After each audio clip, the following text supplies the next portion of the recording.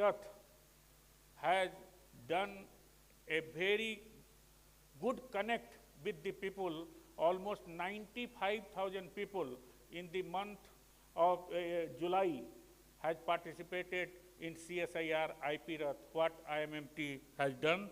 So that once again, congratulations to our team CSIR-IMMT. For the benefit of all of you, when I contacted our Director General Madam, once again, due to these parallel programs, she told that I have a special time to give to CSIR-IMMT because I want to spend at least 2 to 3 days. So she will be joining us in the month of October or November to guide us, to bless us. If you will see the format of the program, 1 week, 1 lab, we have also gone theme-wise arrangements, and what will be a better opportunity when your Diamond Jubilee is also come in between. We are in the midst of the Diamond Jubilee. Today, we are not celebrating 1 week, 1 lab. The curtain raiser has been done in the presence of Director General CSIR by under the leadership of Dr. Basu sir. So it is continuing from that day when you have left there, sir. After that also we have done lot of Diamond Jubilee seminar, 2 or 3 national conference, Diamond Jubilee lectures. So we are increasing our public connect day by day, and almost every month our Jigyasa team is very, very strong that you have mentored earlier, and they are still continuing the round. When our organizing team, all head of the departments sat together, then we have decided that day 1 will be dedicated to the Jigyasa, to the startup, and for the general public. Then second day is dedicated to mineral, coal, critical minerals, RE, PGE, environment, waste management, and pipeline transport on the 3rd day, blue economy on the 4th day, materials and CRTDH and Chintan Sivir on 5th day, and day 6th is dedicated for the Padma invitees, honoring our own superannuated colleagues as well as the valedictory function. And 2 important link is on 5th and 6th day, the most important program, the researcher conclave will be conducted. For the everyone present here, if you'll see, we have created, our team who has created the exhibits, we have added a new feature there, that legacy and history of this institute. And if you want to progress in science, if you want to progress in technology, you must remember, because the foundation stone is in your legacy, how you are carrying it forward. This institute was known as RRL, and it has been established by the dedicated effort of visionary leader and modern architect of Odisha, Honorable late Sri Biju Patnaik ji. Most of you might be not be knowing that he was the first executive council chairman of this institute when it was shaping up in Odisha. And today, that executive council is known as Research Council, and which will be led by Dr. Devashish Bhattacharya sir in next 3 years. After the second Executive Council Chairman was Dr. P. Parija, followed by Dr. Brahm Prakash, Dr. R.B. Tambrankar, Sri B.K. Rao, Sri Biju Patnaik, Dr. P.R. Rai, Sri C.B. Sundaram, Sri A.C. Vadhava, Professor P. Rama Rao, Dr. G. Sundar Rajan, Dr. Baldev Raj, Dr. Sri Kumar Banerjee, and the immediate past chairman was Mrs. Soma Mandal. And in that series, now we have Dr. Devashish Bhattacharya sir, and we hope that his blessing and guidance will take our institute to the new frontiers. We pay our due respect for guiding and changing the course of actions in ever-changing scenario of science and technology, for furthering this effort and setting the agenda. The director of the institute played a very, very important role, and I would like to acknowledge and pay our respect to all our former directors, starting Dr. G.S. Chaudhary, Dr. P.K. Jaina, Professor H.S. Ray, Dr. B.N. Misra, Professor B.K. Misra, followed by Professor Sudhasattva Basu, then Dr. G. Narhari Sastri. But we must not forget the contributions of Dr. B.R. Sant, Engineer S.K. Misra, who were senior most scientists in charge of the institute for a brief period.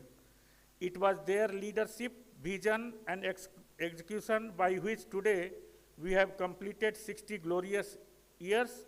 We will carry forward their vision and legacy to take this institute to newer heights. We are passing through a very challenging and opportune time, particularly in case of minerals and material science. Minerals are the lifeline of nation. Our Odisha state is very rich in mineral and natural resources, and it's opportune time for we scientists and technical staff to rise up to the challenges and provide solutions for sustainable industry and energy security. Our Honorable Prime Minister and President of CSIR, Sri Narendra Modi ji, when he was visiting US, and you can understand the word has come critical mineral, and minerals is how much it is important for the growth of our country. If an opportunity make you best, then challenge make you better.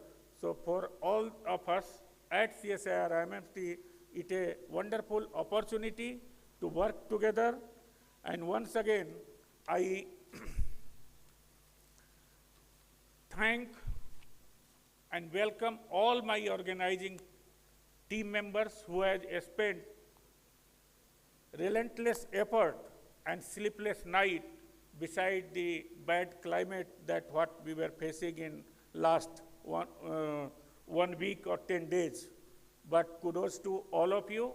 If any problem in arrangement, all mistake is mine, but the good things, whatever has been done, all the credit to my colleagues who has put relentless efforts. Thank you all. Jai Jawan, Jai Kisan, Jai Vigyan, Jai Anusandhan.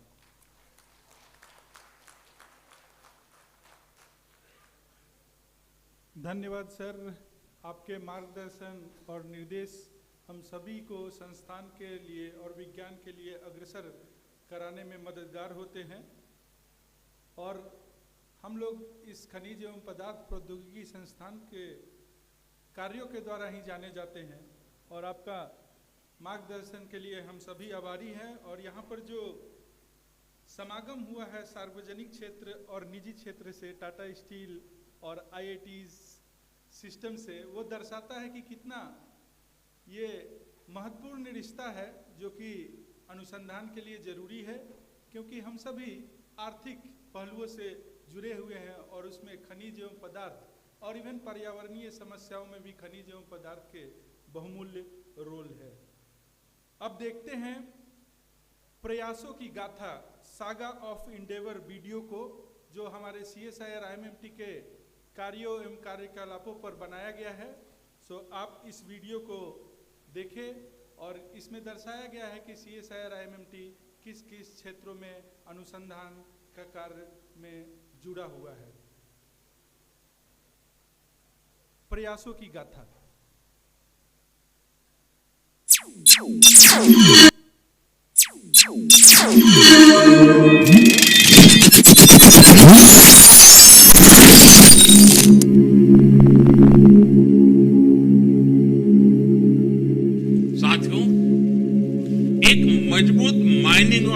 Agricultural sector के बिना self reliance संभव नहीं है। CSIR Institute of Minerals and Materials Technology IMMT Bhubaneswar is a premier national institution of the Council of Scientific and Industrial Research, New Delhi. Established in the year 1964 as Regional Research Laboratory RRL Bhubaneswar, it was renamed on 13th April 2007 with a renewed mandate, vision and focus.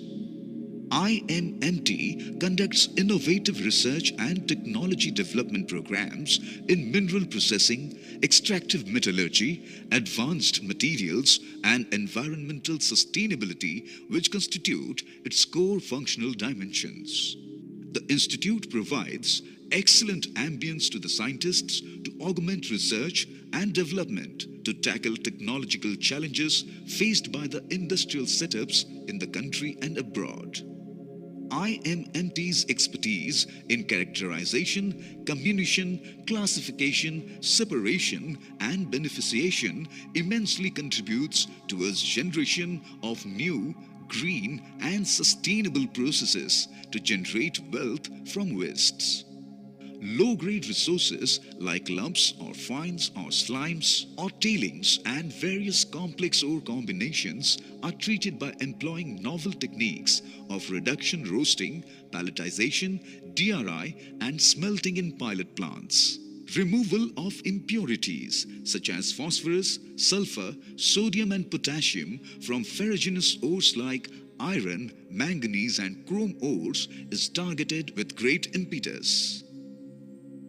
Technologies developed for production of flaky graphite, high pure graphite and graphene oxide are ready for commercial exploitation. IMMT has developed technology for production of clean coal from high ash and high sulfur containing Indian coals. Efforts are underway to utilize the abundant resources of low ash non-cooking coal by converting it directly to coke and ferrocoke.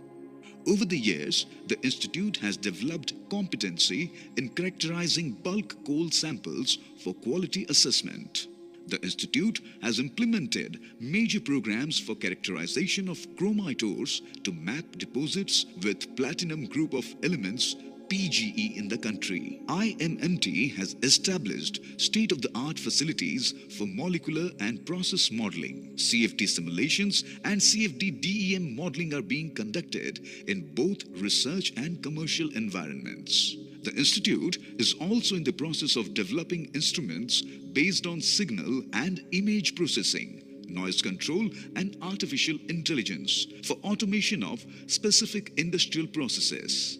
Eye on Pellet, an indigenous instrument for in situ monitoring of iron ore pellets in pellet plants of steel industries, has been commercialized by IMMT. IMMT's pilot-scale pipe loop test facilities are instrumental in providing basic design parameters to several industries engaged in the transportation of materials like ores, minerals, coal ash and red mud by using pneumatic and hydraulic modes. IMMT has set benchmark standards for pilot-scale extraction of non-ferrous metals from ores, minerals and concentrates including lean or complex and off-grade ores and mineral wastes generating from metallurgical and allied industries. Metallurgical processing of seabed mineral resources such as polymetallic nodules and polymetallic sulfides are being conducted on behalf of Ministry of Earth Sciences, New Delhi, for the recovery of crucial metals like nickel and cobalt. Over past few years, IMMT has done commendable work in recovering value-added products from effluents. Important of these are electrolyte membrane process for production of sodium hydroxide and sulfuric acid from the sodium sulfate effluent generated at heavy water board. Diagramless cell for acid killing during storage of spent nuclear fuel at IGCAR. Hollow fiber membrane unit for separation of various toxic and hazardous heavy metal ions from industrial wastes. Process for recovery of rare earth and base metals like samarium and cobalt from spent magnet scraps. recycling of spent lithium-ion batteries and technology for recovery of manganese from secondary resources in the form of electrolytic manganese dioxide, an important cathode material for use in alkaline and lithium-ion batteries. The institute has implemented programs to extract strategic metal tungsten from gold mine tailings and heavy alloy scraps in association with DMRL. Scientists have developed technology for production of tungsten alloy pellets, cubes and pyramids for use as armory and piercing materials and products for DRDL. IMMT scientists are developing a novel process to recover alumina from Nalco fly ash. The process leads to complete utilization of fly ash. Commercial scale processes have also been developed for extraction of tellurium, copper and lead sulfide from refinery spent anode slimes. IMMT's plasma processing facility is equipped with unique equipments such as atmospheric plasma sprayer, jet erosion tester, high-temperature abrasion tester, high-temperature hydrogen furnace, high-temperature high-vacuum furnace, hydrogen plasma smelting reactor, microwave hydrogen plasma reactor, in-flight thermoplasma reactor, micro-hardness tester, and nano-indentation system. Extensive research has been conducted in developing a futuristic technology to directly reduce iron by using hydrogen plasma smelting reactor in a single step. This green process has the advantage of drastically cutting down the emission of carbon dioxide while aiming a higher recovery of the metal values with high purity, contrary to the conventional process of iron making. The institute has pioneered electrophoretic deposition technique for coating with metals, ceramics, polymers, graphene and their composites for applications in a wide range of fields. Scientists are mimicking photosynthesis to produce hydrogen from water and converting carbon dioxide into methane. At the same time, photo and electrochemical sensors for detection of heavy metal ions for biological and environmental applications are being developed. IMMT has established a NABL accredited laboratory for chemical and biological testing of drinking and industrial water sources. This facility is extended to various government agencies, industries, hospitals, hotels, and housing societies. The concept of constructed wetland for sewage water treatment and recycling has been demonstrated in real-time environment in the urban neighborhoods. The Institute undertakes programs to monitor and assess the land and coastal atmospheric pollution for various agencies. Air pollution monitoring is being conducted in association with ISRO by employing state-of-the-art techniques. Plasma-based pyrolysis process to convert banana plant residues into a biochar has shown great potential as a rich source of potassium fertilizer in commercial scale. Techniques have also been established for conversion of acidic soil with potassium and sulfur-rich biochar composition. Programs implemented in the areas of biomaterials, bioremediation and biodiversity assessment are proving instrumental for screening of biomolecules and genomic sequences for application in future therapeutics.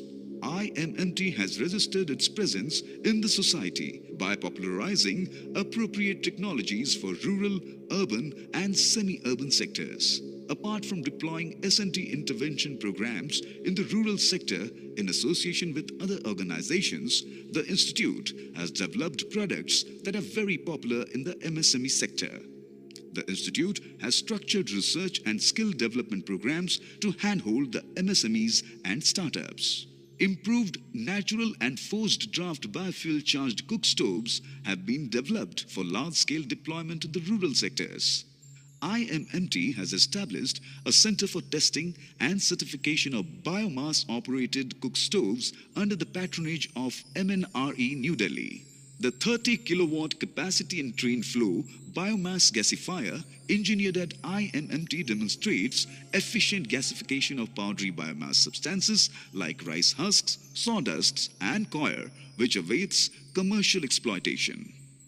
IMMT has developed green technologies for manufacturing fly ash, bottom ash and red mud based construction materials. The cold setting processes based on mineral cementation and geopolymerization techniques, use higher volumes of industrial waste materials, and have been commercialized by major industrial houses and many brick manufacturers all over the country. IMMT's water filtration media, popularly known as Terrafill, provides a very low-cost solution to water treatment technology. This filtration candle, produced from locally available ingredients, efficiently treats highly turbid water and very high iron contamination in drinking water. The product has been validated thoroughly before licensing to over 150 MSMEs throughout the country.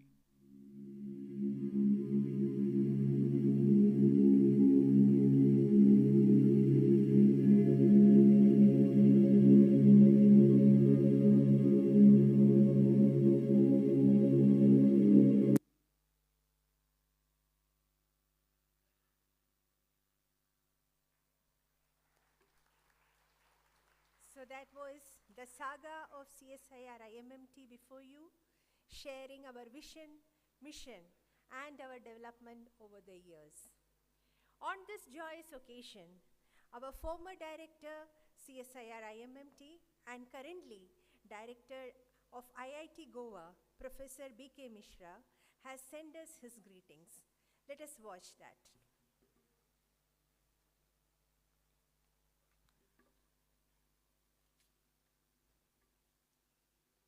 Namaskar.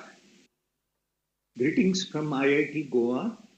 It is my great pleasure to address all of you on this Diamond Jubilee year on the occasion of 1 week, 1 laboratory program. I regret that our interaction must be limited to this format, but I'm deeply touched by the invitation from your director, Dr. Ramanuj Narayan. I'm uncertain where to begin in conveying my personal and professional connection to the Institute, whose name was changed from RRL to IMMT during my tenure as the director. CSIR-IMMT has matured over the years. The ongoing Diamond Jubilee celebrations throughout the year are a heartening reminder of the Institute's progress and capabilities.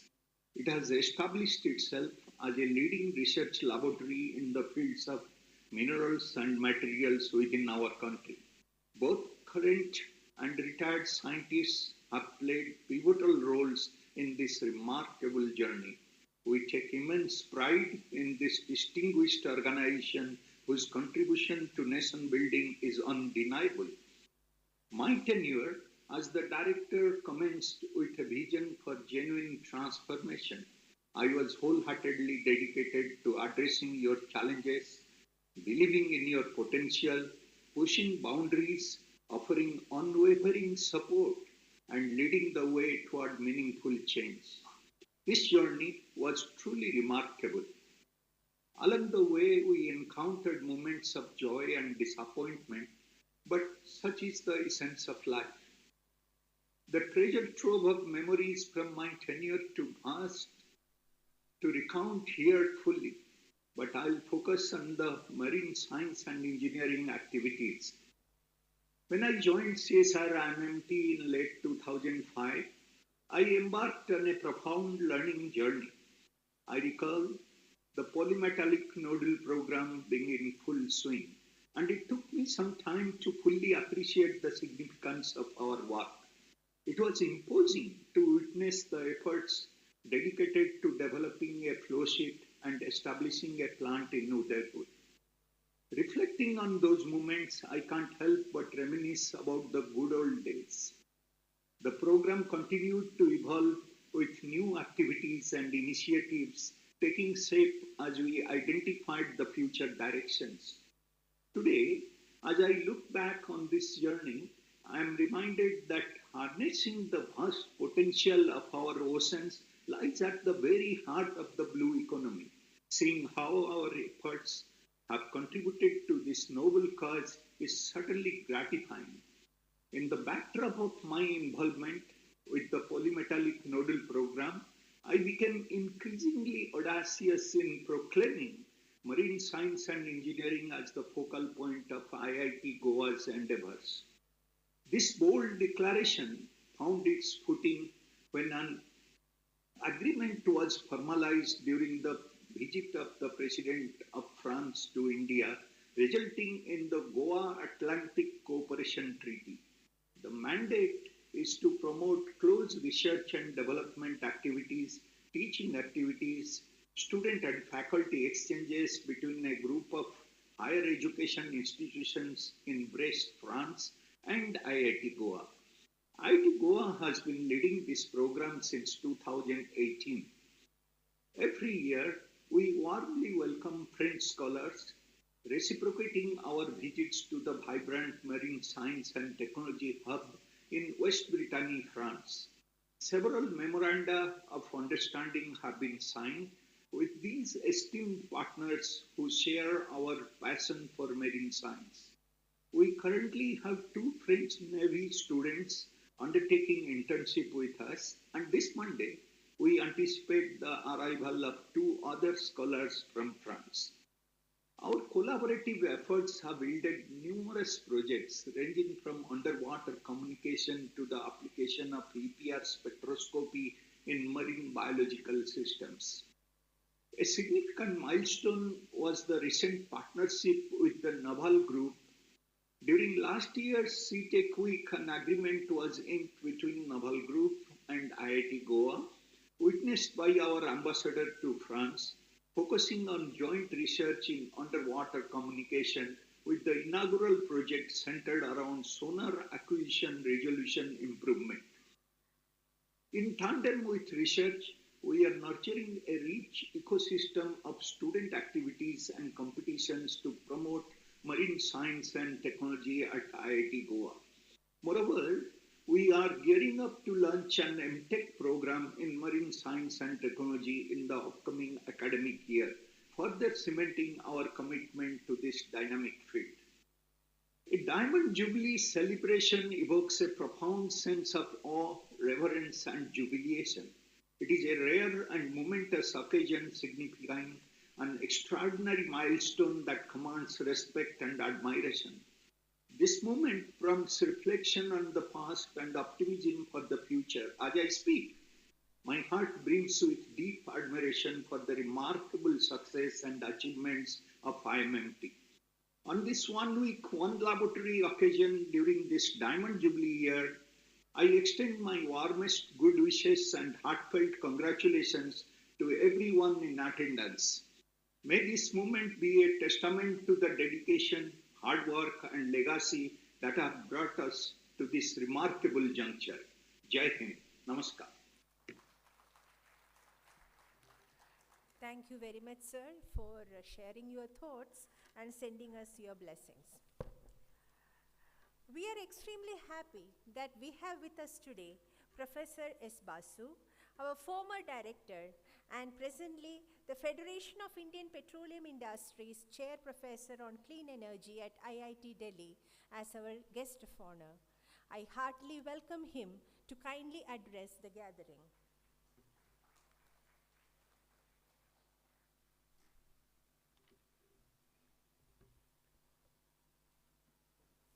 So good afternoon, dignitaries on the dais, of the dais, my once upon a time fellow colleagues, students, staff members, contract staff, everybody here, and ladies and gentlemen. First, I would thank Dr. Ramanuj Narayan for inviting me on this auspicious occasion of 1 week, 1 lab. In fact, Dr. Debashish Bhattacharya, who is currently the chairman of Research Council of CSIR-IMMT, he was mentioning, in fact, today is 1 week, 1 lab, but we are actually, CSIR fraternity is doing 1 week, 3 labs. This is a tremendous feeling for me. I thought that I would write a big note and bring it here. And I'll starting saying about nostalgic, but I don't feel like it's a nostalgic experience because I still feel that I'm part of you. Few months back, I was here and I was all with you, and And I'm still feel that I'm with you and always remember all of you. I think I know everybody, not only the regular staff members, but also the students and the contract staff members and everybody who contributing and will be contributing to the development of this institute. This is a tremendous thing, but today, usually you have seen me standing here to talk about my institute, which was once upon a time, and I used to tell that what we have done, what we have achieved, what ECF we have got. Dr. Ramanuj Narayan already mentioned that we got one of the highest ECF, the external cash flow of this institute when we were there. And it's all because of you and all because all of you did work hard. Today, I'm going to talk about what you should do. That's what I want you to do. I wanted to tell you. Because we have to see a large picture and we have to act on it. And the mineral and metal industry is going to play a tremendous role and even bigger role if you start with a climate change. You have been hearing, let us hear once more from me. I'm sure you have been pounded with climate change, do this, do that, do CO2 reduction, this, that. I mean, I'm sure you have been hearing, but let's hear once more. It's a serious issue that is hovering on us, and we need to really, solve it quickly, even coming, let's say 2050, the deadline, or 2070 for India, as Honorable Prime Minister assured in COP26 and COP27 meeting. In fact, in 2 days back in G20, they all talked about climate change. They all talked about how biofuel, and there is all countries together, not only 20 countries, but all of the world together can bring that technology which can help. It's not that it's going to eradicate completely CO2 emission, but which can definitely help. We all want to reduce CO2 emission. In fact, Tata Steel, where Dr. Bhattacharya is from, they are actually the pioneer, I would say, in India, who is trying from last 5 years to bring down the CO2 emission. I was also, this is kind of a talk that I'm giving you extempore, because while just going to the exhibition, I think some of our scientists told me that they're going to work on hydrogen, how in the shaft furnace, they're going to use hydrogen for reduction of iron oxide to iron, or to make iron, or pig iron, or sponge iron, to say. And immediately it came to my mind how you can really, you have to have a bigger picture, because I know, and everybody, all of you know, there are iron ore is hard to abate CO2 generation. I mean, you need that coal and coke. Without that, it is not possible, that kind of ore, to have a large silica, large alumina, to actually make steel or iron from there. So there are ores which is hard to abate CO2 emission, but we need to think in a sectoral form, that in the sector of steel making, how we can reduce today. If you normally see, it will be about 2 to 2.2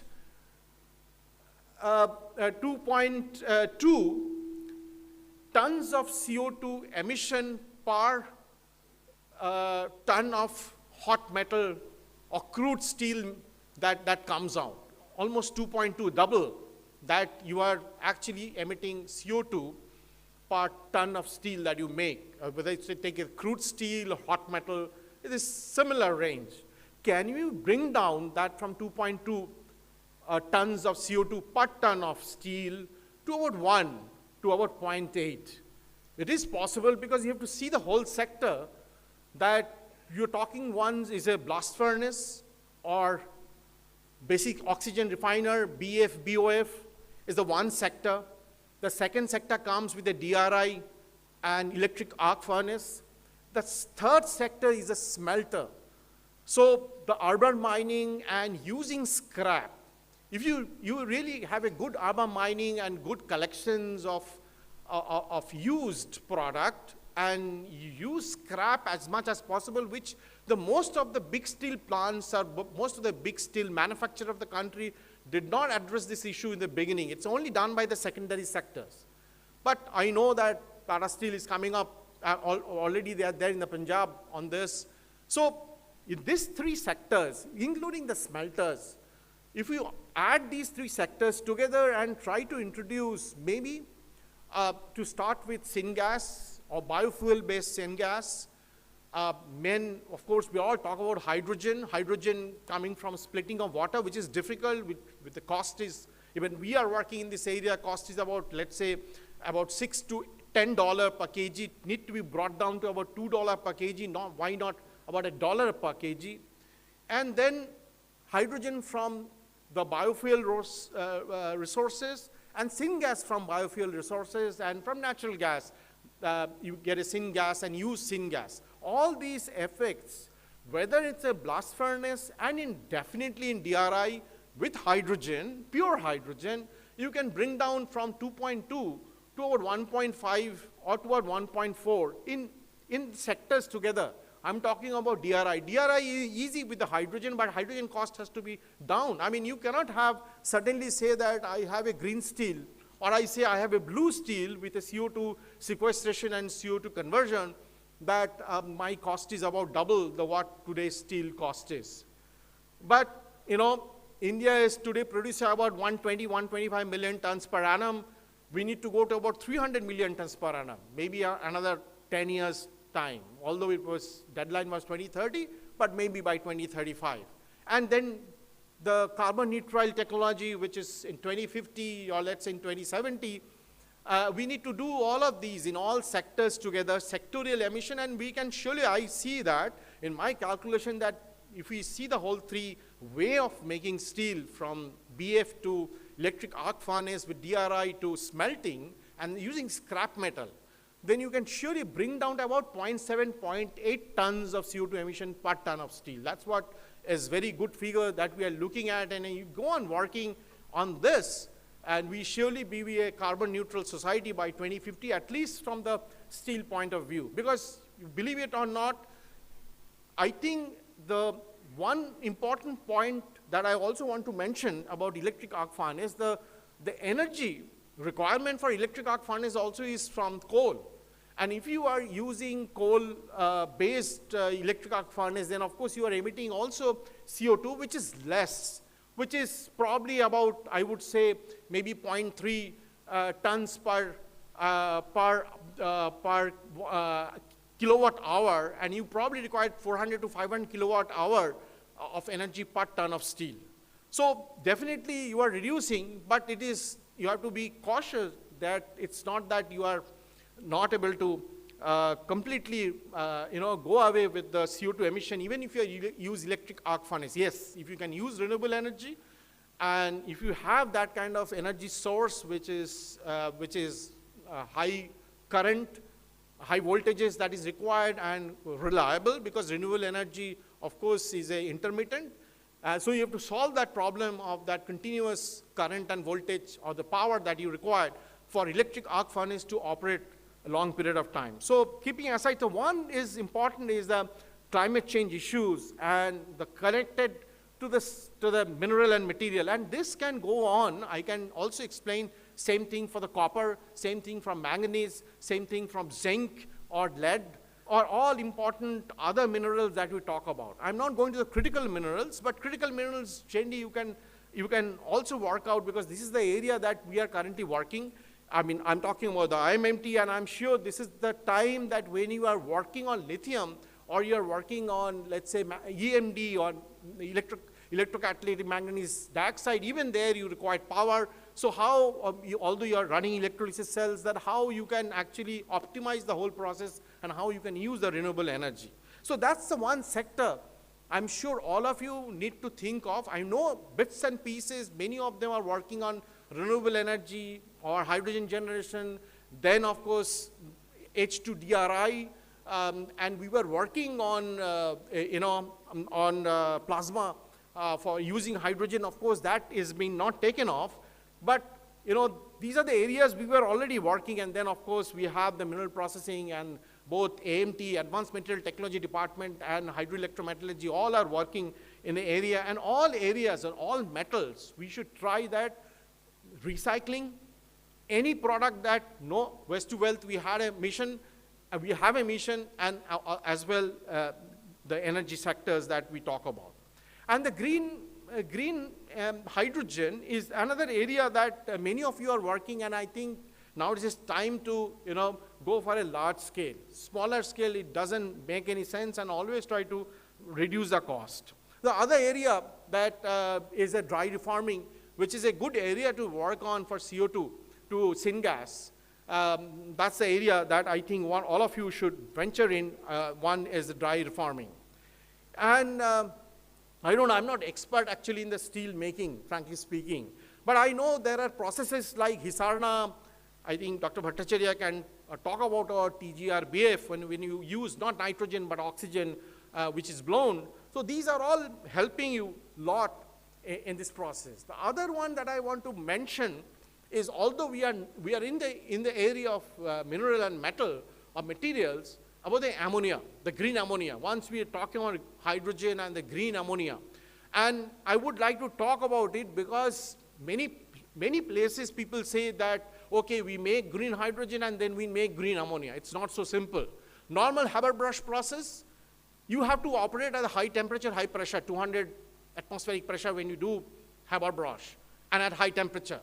And when you integrate this plant with a coal-based power plant, because you require a lot of power to run a ammonia plant, and that is all coal-based, and you get a lot of heat which is coming out and being used, the process integrated in integrated fashion. So integration of the coal-based thermal power plant, which is there in normal Haber-Bosch process, suddenly overnight changing to green hydrogen to Haber-Bosch process, it doesn't work in the heat integration wise. So the Haber-Bosch process has to be changed, or the green ammonia, the ammonia making has to change. So we were working in ammonia synthesis. Throughout the world, people were working on electrochemical or electrocatalytic ammonia synthesis. It doesn't work. The conversion is low. You get 5 to 10% conversion in one pass. Even if you have a multiple pass, you probably have a 30% conversion. Any chemical engineer, anybody working on a reaction or reactors or producing anything, nothing less than 60, 70, 80% conversion works economically. So the requirement for green ammonia is to change Haber-Bosch process or have a process of electrochemical technique that would actually help to integrate with a green hydrogen if you can do it. That is a big emission takes place when you make urea or ammonia. If you think of when it's coal-based or coal-fired thermal power plant, the power is used from there.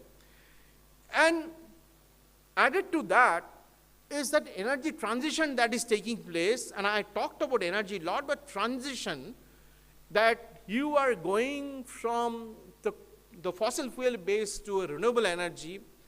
And I've been telling in the last 3-4 months in NITI Ayogs, in FICCI, and in CII meetings, and of course CSIR organized a green hydrogen meeting in Vigyan Bhavan. There also I proposed, and a kind of people liked it, I thought. But I really went overboard to tell that today I can use mobile phone for mobile service. I switch of a button, I can choose anyone I want. And why can't I choose the power provider in the same fashion? So somebody is operating a renewable energy plant in Tamil Nadu, I'm sitting in Odisha, why can't you choose that generators there? And I say that I want power from wind power on the shore of Tamil Nadu coming to Odisha at home. And that is a cheaper and better power, and I'm likely to pay whatever I have to pay, which will be competitive. This is not happening, and we want everybody, most of the people, those who are in the sector of DISCOM, the privatization of the DISCOM, those who are in the sector of producing power, those in the sector of transmitting power, all of them want that. We want this has to be seamless and have a vertical and horizontal integration of all these three, which is producer, which is transmitter, and the DISCOM, the distribution companies, and the users, you and me. And all four of us should work seamlessly, and that should happen. And I'm telling you, the government has taken several steps. PLI scheme is there in photovoltaic. PLI scheme is also there in the power production. So we want somebody, privatization of DISCOM, definitely. You know that most of the state-owned DISCOM is under loss. And you believe it or not, when I was there in Simfer, I know 1 trillion rupees of debt which is pending from the state distribution companies to be paid to generators. Let's say NTPC is a power generator, or Coal India Limited it gives you the coal. And so the 1 trillion rupees, they have not paid. It's been pending for last 4 years. And it's still happening like this. And so this cannot run. So if you do not have this integration, and if you do not horizontally, vertically integrate and unlock, they have money. It is sitting in the bank. So do not unlock that fund that is there, and you circulate it through innovation, through efficient running of the system and distribution and everything. And so that is how, you have a more investment and better service, which has happened in your telecom sector and is going to happen in power sector as well. And we want, all of us want, those who are in the policy, all want this to happen, and it's happening step by step, and Government of India recognizes this, and I'm sure partly it has happened. PLI scheme has come, this is on photovoltaic, and it is being oversubscribed. They wanted a 10 megawatt, and it has subscribed about 60 megawatt. Everybody has come. So that's the way forward. And finally, I would like to say that this is the age of artificial intelligence, machine learning, and data science. In fact, I wanted in the metal sectors, in the material and mineral sectors, you can do wonders if you take the help of machine learning and artificial intelligence. Even I wanted that with the surveillance, with the mineral resources can be mapped, even the mineral resources, one can find out what quality of mineral resources I have, what kind of coal I have, what kind of iron ore I have. Just for the surveillance, as a high quality surveillance is possible. Of course, added with that is machine learning, that you take actual samples and then you correlate that how much iron ore is there in what area. Okay, so that's one of the projects I would see that you should do it. Not only surveillance, but even for the AI applying to your scanning electron microscopy or transmission electron microscopy, and you do it. People are doing it in medical sciences and all other areas. So it is also possible in the mineral sectors with a lot of application of data science and data analytics. That's the area that I want all of you to go on. And finally, I would like to say this institute has a huge potential, which all we recognize. I think it is all recognized by Government of India. Time and again I have heard from NITI Aayog, time and again we have heard from the Honorable Minister, Dr. Jitendra Singh. We have heard from Prime Minister himself that we are required to be in the mineral sectors. Is a very important sectors for India, especially when you are going ahead with the 2047 and you want to be self-reliant and we want to be developing to developed countries. So it's so important. So we have a very good scientist. This is a huge HR pool, the human resources pool that we have in all areas that we require, whether it's engineering and science, all areas, and then backed up by very good administrative staff, backed up by very good the technical staff members, and they're willing to work. There's no dearth of funding. The institute itself generates a lot of external cash flow. CSIR gives a lot of funding, so there is no dearth of funding. And many of our hands-on, that's important. Most of the scientists are hands-on. That's important, and willing to work together, fellow filling, and that's the way to move forward and take the institute to the greater height. I remember that this OWL program 26 September, the CSIR Foundation Day last year, when we all got together, and the Honorable Minister of Science and Technology, Dr. Jitendra Singh was there, and we were all discussing that why CSIR wouldn't have that name that you see it in IIT. I'm from IIT Delhi, where you create a niche or create a sort of a CSIR. Okay, why it is not there? We all were saying that we are doing a lot of things, but it is not projected. It is not known to the people.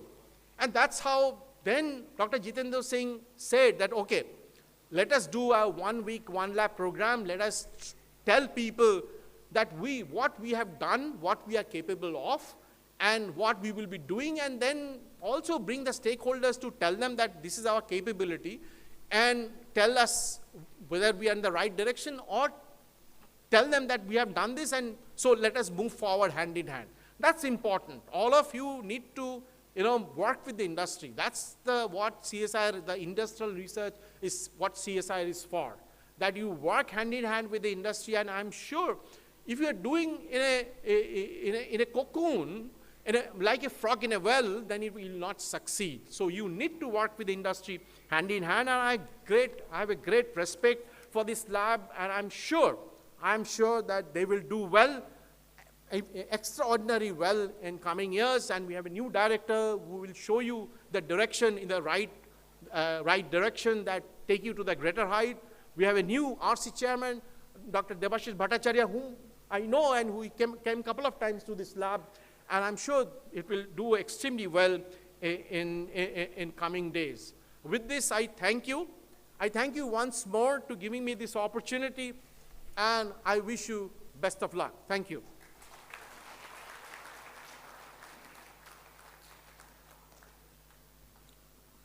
धन्यवाद sir आपके इस विचारों के लिए जो कि जलवायु परिवर्तन से संबंधित थे और खासकर ऊर्जा पर निर्धारित थे।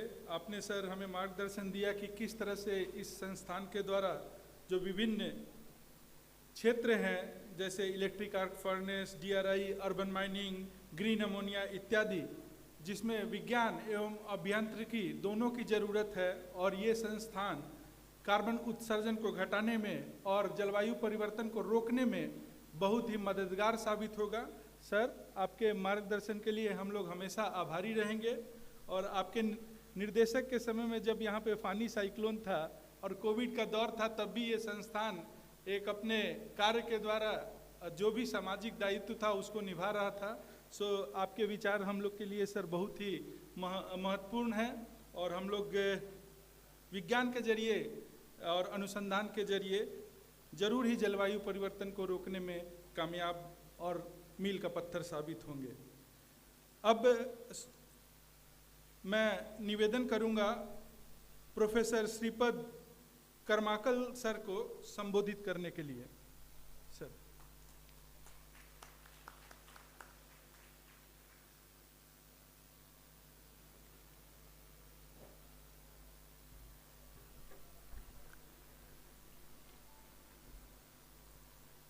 dignitaries on the dais and IMMT members who are seated here.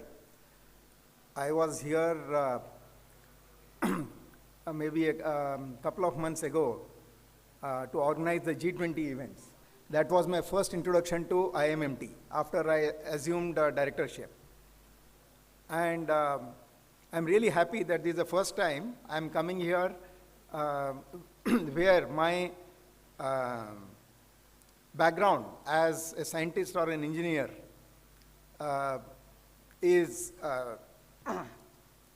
I'm attending a function that is relevant to my scientific and engineering background. I heard your prior director speak about what are the things IMMT can do. Let me share in a few words from my background of semiconductor science and technology.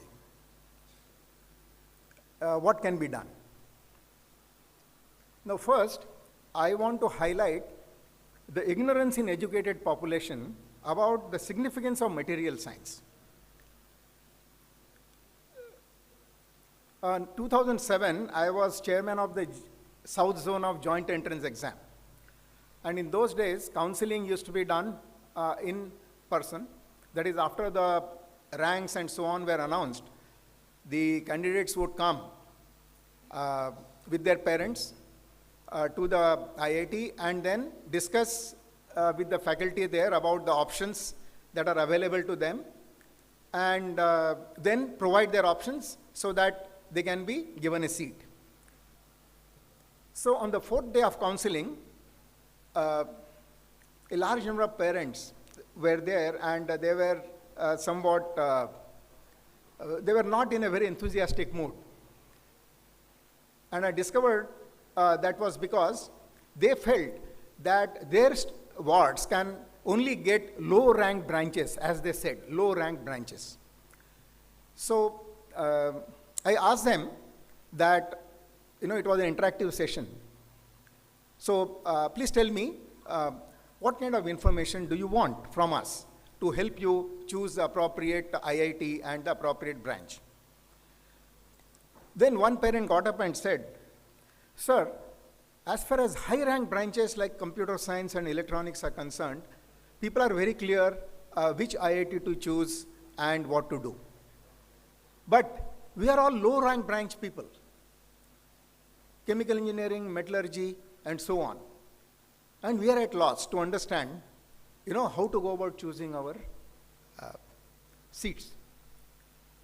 So I discovered that there is a need to educate the population about the value of material science. Fortunately, since I come from the area of semiconductor science and technology, which is highly interdisciplinary, I gave them a pep talk for about 10 minutes. I will share some ideas from that here. In the last year of my BTech, I am from the electronics background. I chose semiconductor as my area for further education and career. So I joined PhD program, and I thought of a new device structure, new semiconductor device structure, a new kind of transistor, and I went about fabricating it. Now I spent 3 years, day and night, but I could never make a working device. At that point, one of the wise persons told me, material science is a very difficult area. It is easy to conceive of devices on paper, but when you want to go about realizing them, unless you have an in-depth knowledge of how materials work, you cannot fabricate. And it is at that point that I read about the development of semiconductor technology, how it developed. As you all know, today, the electronics has revolutionized all our lives. And if somebody is asked which is one invention or discovery that is responsible for this revolution, you will say the transistor. So it is interesting, in the development of the transistor, the patent on the idea was filed in 1925. After a patent was filed, which was basically a sketch about the arrangement of the device, a configuration of the device, that will enable you to amplify electrical signals, and that a device that will be much more efficient, it will be less costly, it will be more reliable than the vacuum tubes which were being used for amplification at that time. And thereafter, all over the world, the scientists, engineers, and so on, they went about trying to realize the device. 1925 is the patent. Until 1948, that is almost more than 20 years. In spite of their efforts, they could not make a device and accidentally discovered an alternate device while trying to study why the device configuration that was proposed in the patent is not working out. And accidentally they discovered the bipolar transistor. What was the problem? The problem was with the material. When you want to realize the device in practice, you have to use a semiconductor material and subject it to various processes. You have to grow an insulating layer on it, you have to put an electrode on it, and so on. Now, after putting all of it, the device never functioned as visualized in the calculations and the imagination. So it is at that point I realized how important it is for people to know how materials work. And so, if I speak from my background of semiconductor science and technology, I will put the area of metallurgy, minerals, materials on top, like the area of computer science or electrical engineering and so on. So one of the things I feel we should be doing, along with this 1 week, 1 lab program, is to go to institutions, schools, and to tell them about the development of technology in some, nice stories, but which are accurate scientifically. And tell them how materials and knowledge of materials is so important, and it is with the knowledge of materials that technological advancements have happened and the societal standards of living have improved. So in fact, I discussed some of these things with the parents, and I saw that some of the eyes at least brightened up and they were happy that they were choosing a branch that is quite significant. Now, before I end, let me also discuss what can IIT, IMMT collaboration achieve. You know, IIT, we have a large number of people with engineering background, engineering and technological background. One of the things that can be done is to fabricate devices with the knowledge that is available about materials in IMMT. Many of the processes that are developed in the context of understanding the science of materials have to be suitably modified when you are trying to make devices in the same materials. Let me illustrate with an example.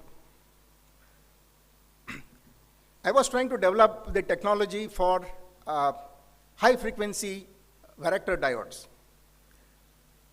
And in that, one of the steps is metallization of the semiconductor in such a fashion that after metallization, when the device is packaged in a glass to metal sealing environment, which happens at more than 600 degrees centigrade, the metal should not penetrate into the semiconductor and destroy the device structure.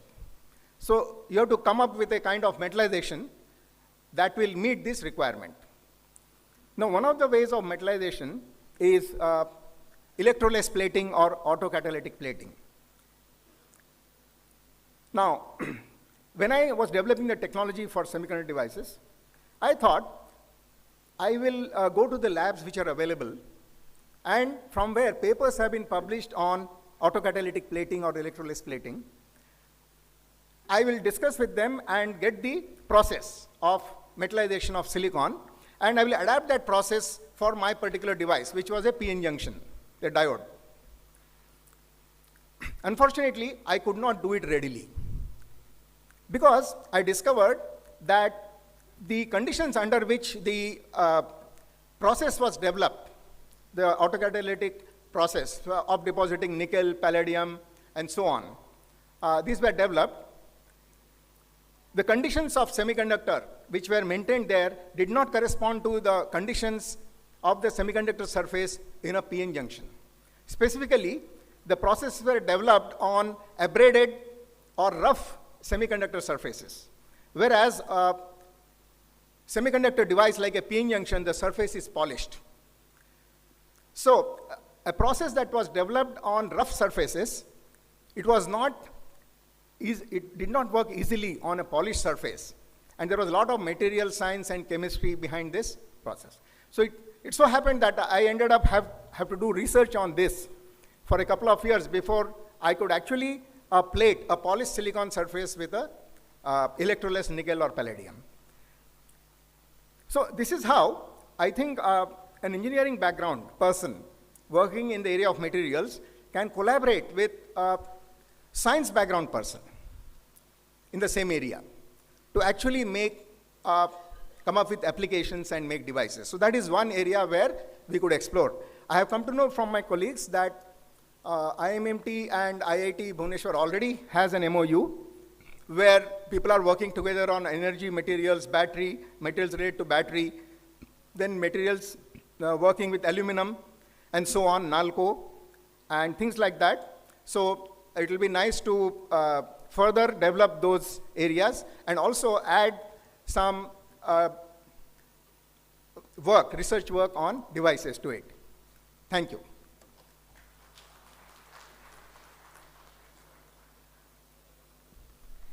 Thank you very much, sir, for sharing your wisdom re-emphasizing on the importance of material science, especially from the point of view of semiconducting science and technology, discovery of transistors, hurdles in device fabrication, etc. Sir, we already have a very effective student program, Jigyasa, where we reach out to the students, and definitely your suggestions will be taken care of, where we will definitely try to spread the importance of material science as well to the students. Moving on, we are extremely honored that Professor A.K. Ganguly, Director ISER Berhampur, is joining with us today as our guest of honor. I request Professor Ganguly to kindly deliver his address.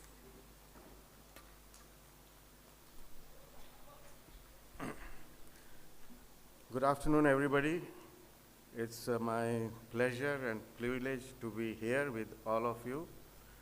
So, very friendly people, all of them I know, Professor Basu and Dr. Debashish I had met at IIT Delhi for a meeting, and then Professor Karmalkar, we have been in many committees earlier. I'm very happy that Dr. Ramanuj has set up a great tradition of honoring his predecessors. He has given flowing tributes to the previous chairpersons of the RC and the directors of this institution. And it's a very good trait to remember that institutions are built bit by bit, and it takes time to build institutions. And I think we should all clap Dr. Ramanuj that he has a very appropriately honored his predecessors in a glowing manner. I come from IIT Delhi. I was at IIT Delhi for nearly 30 years. In between, I was founding director of India's first Institute of Nanoscience and Technology at Mohali. And then now I have been given this responsibility of taking up ISER Berhampur, which is in its formative years in a very idyllic location next to the coast.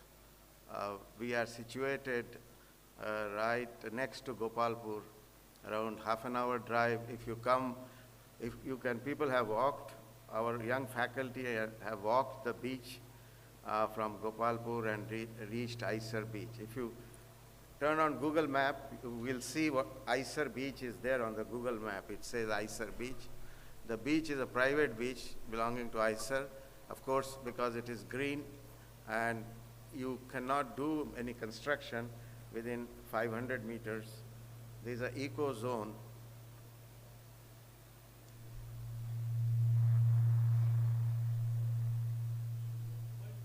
Oh, is it mobile?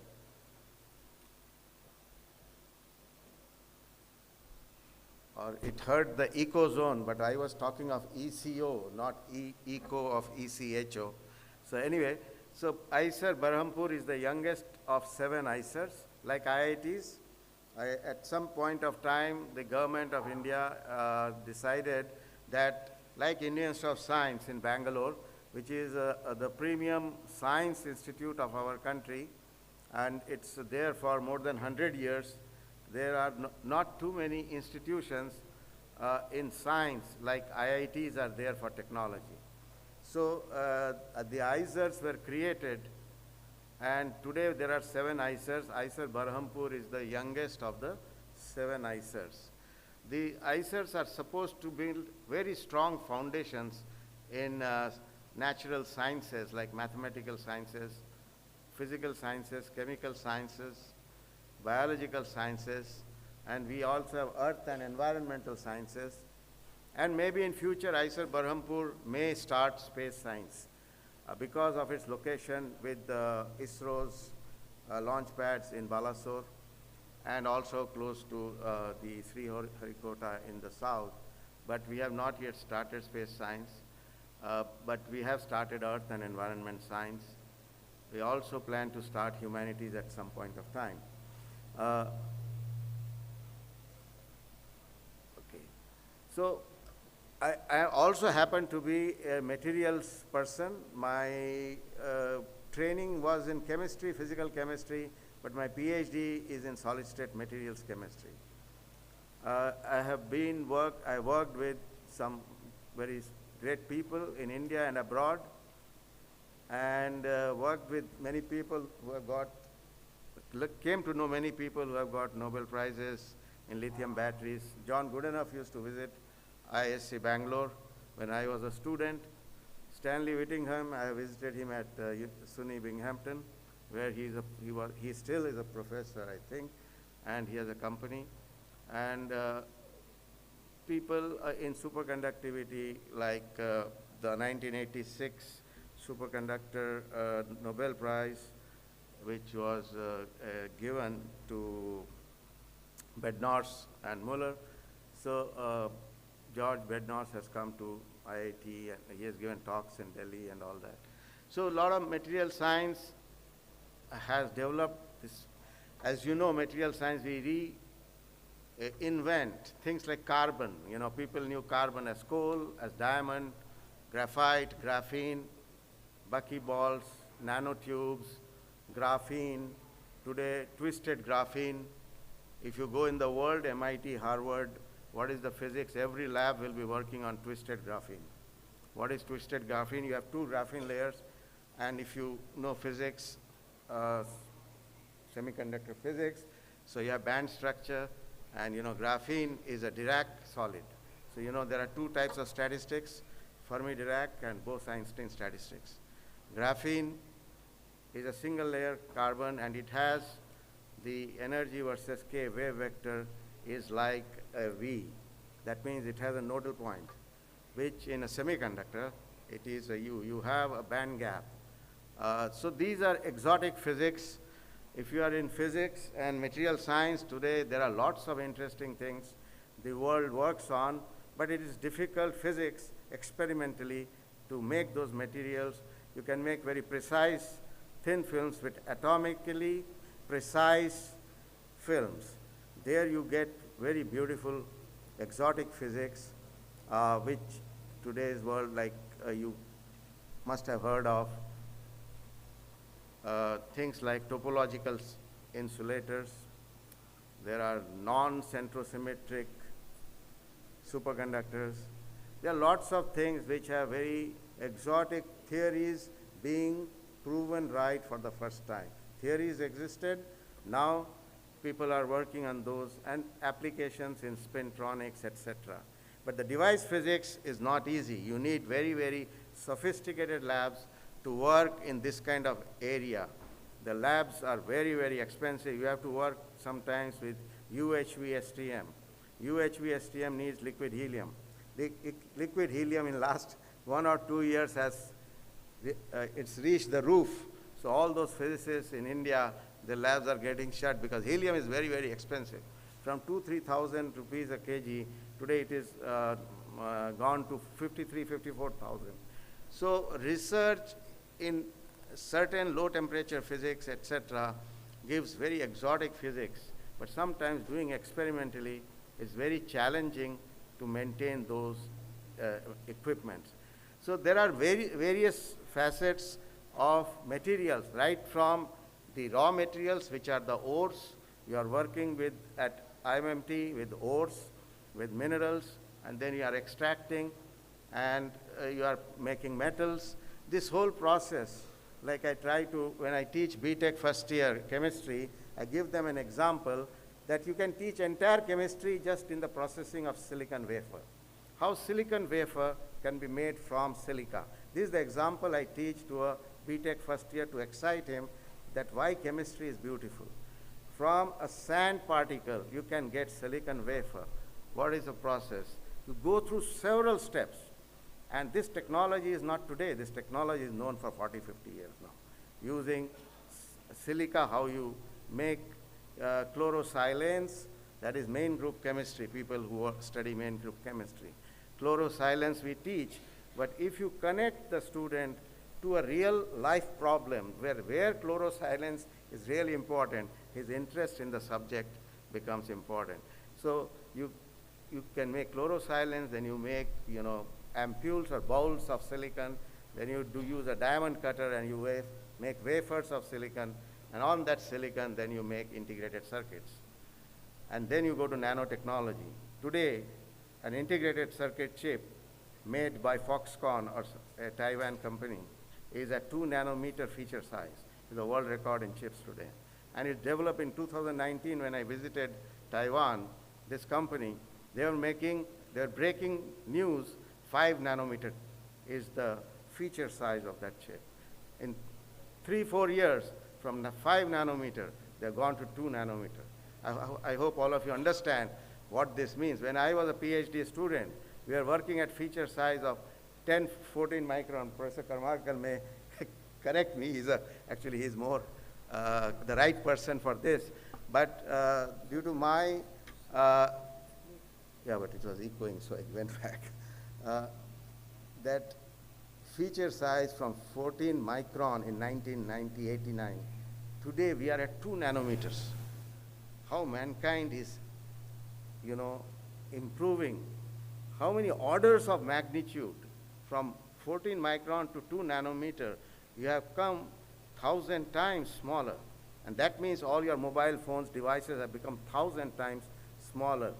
So much random access memory you can put into your chips, etc. This great technology.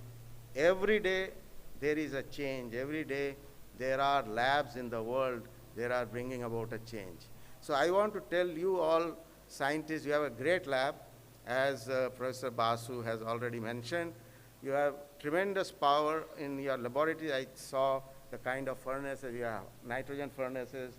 You can do reduction at very high temperatures. You can do a lot of material work. And ideas are important. I think all of you should think of some novel idea, and all of you can become very, very famous and make IMMT very famous. There are tremendous potentials. India is we buy chemicals from abroad many times, which can be made very easily. So IMMT can collaborate with some, or some of the students who get PhDs here can do startup, because we are working with metals. But if you make it into a compound, the cost becomes so high, we import those compounds. So you make, say, some metal, say niobium. Of course, niobium and tantalum are two metals China makes and supplies to the entire world. I don't think India is very rich in niobium and tantalum. These are very expensive metals. But when many times people buy tantalum chloride, so 1 ml will cost so expensive, some company will be. We don't have companies in India which are making these compounds. But I am sure if some chemist in India who has a PhD starts up, like pharma industries, there are a lot of companies now in India, in Bangalore, Hyderabad, Pune. But these kind of materials, fine chemical industry, India is still not very strong. We buy from Sigma Aldrich, etc. They have lots of labs. They fund researchers in Europe and US to make those compounds. And then they will sell it back to us at, say, 300 times profit, 500 times profit. I don't know. Dr. Bhattacharya may know better the profit margins. He's set up an advanced materials lab, and I heard last time that he was setting up, and now he's saying it is making 600 crores. So it's a great achievement. But I think that is something India is lacking, that how to convert our raw material into compounds which are useful to our scientists, our society. Of course, there is a demand and supply. Are there that many Indian people who are requiring that? So if the demand is not much, then why will a company put up money to set up that company to make those materials? So there's a demand and supply also there. But IMMT, I think, has a great background and great technology to develop materials, and I think it can handhold some small companies which can generate these compounds which many of us buy at very, very high cost from other countries in the world. So whether we can handhold small companies or small startups and spin-offs which may come up from these materials. So I wish you all the very best. It's a great occasion, and I wish that Dr. Ramanuj has a great stint ahead, and of course he has Professor Suddha Sattvasu there next to him. It will do a great job. I wish you all the best. I can only say that ISIR in Berhampur, we can collaborate. We have several facilities of a different kind. We have a lot of sophisticated equipments which are there, and more are coming in terms of magnetic properties, electronic properties, optical properties, if you want to measure. And there are NMR machines. Of course, you may also have NMR, ICT mass. We have mass spectrometers. And of course, we have 1,000 students. We have 1,000 undergrad students, and then we have 300 PhD postdoc students. And we can do joint projects, we can do internships, etc. So I think we can start up something looking at that. Thank you very much. Thank you for inviting me.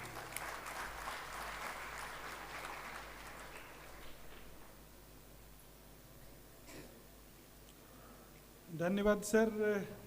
आपने जो सबसे युवा आइजर है, आइजर बरहमपुर जो उड़ीसा में है, उससे हमें अवगत कराया और ये जानकारी दी कि वहाँ पर किस किस विषयों पे रिसर्च चल रहे हैं। और आपके सुझाव सर, जो स्पेस साइंस और मटेरियल साइंस के जो आयाम जो खुलने वाले हैं आइजर में, वो काफ़ी हम लोग को भी प्रेरणा देगा। और आपने ट्विस्टेड ग्राफीन के बारे में और भौतिकी विज्ञान के बारे में, थिन फिल्म के बारे में, जो इमर्जिंग टेक्नोलॉजीज़ है और जो विज्ञान के जो नए आयाम जो आ रहे हैं, जो कि नायोबियम से जुड़े हैं। और हम बताना चाहेंगे सर, हमारे संस्थान में भी नायोबियम पर एक CSIR के अंतर्गत प्रोजेक्ट आया है, जिसे हाइड्रो इलेक्ट्रोमेटलर्जी डिपार्टमेंट में एग्जीक्यूट किया जाएगा। सो आशा करते हैं कि ये सब जितने भी नए आयाम हैं विज्ञान के, वो काफ़ी हद तक IMMT, ISIR, IIT इन सब कोलेब्रेशन के द्वारा हम लोग विज्ञान के और अनुसंधान के क्षेत्र में एक कीर्तिमान स्थापित करेंगे आने वाले समय में। और सर, आपने जैसा बताया कि हैंड होल्डिंग की ज़रूरत है, तो उसी कड़ी में हर वर्ष हम लोग के संस्थान समझौता ज्ञापन अर्थात MOU अंडरस्टैंडिंग साइन करते हैं, जिसके द्वारा हम लोग विभिन्न संस्थानों से जुड़ते हैं। और ये जो MOU होते हैं वो मुख्यतः शैक्षणिक एवं अनुसंधान के क्षेत्र के अलावा विभिन्न पहलुओं से जुड़े रहते हैं। सो इसी कड़ी में मैं अनुरोध करूंगा संस्थान के निर्देशक महोदय सर और गणमान्य अतिथियों से कि जो MOU साइन होगा उसको यहाँ पर संचालित करें। मैं संस्थान के निर्देशक महोदय HK त्रिपाठी सर से निवेदन करता हूँ कि वो समझौता ज्ञापन जो साइन किया जाएगा, इसमें सर्वप्रथम जो समझौता ज्ञापन MOU साइन किया जाएगा वो है श्री श्री यूनिवर्सिटी कटक के द्वारा, जो वर्ष 2009 में कटक में स्थापित हुए थे। यहाँ पर जो अतिथि आए हैं श्री श्री यूनिवर्सिटी से, उनसे निवेदन है कि वो मंच पर आए। और ये एक बहुत ही महत्वपूर्ण क्षण हम लोगों के लिए, जो हमारा संस्थान श्री श्री यूनिवर्सिटी कटक के साथ जो ये समझौता ज्ञापन कर रहा है, जो कि शैक्षणिक एवं अनुसंधान खासकर से जुड़ा हुआ है। मैं बताना चाहूँगा कि श्री श्री यूनिवर्सिटी में ग्रेजुएशन के कोर्स, मास्टर्स के कोर्स, साइंस और आर्किटेक्चर, PG डिप्लोमा, अभियंत्रिकी, पर्यावरण विज्ञान, एग्रीकल्चरल साइंस इत्यादि के कोर्स पढ़ाए जाते हैं। मैं सभी अतिथियों से निवेदन करता हूं कि इस समझौता ज्ञापन का हिस्सा बने।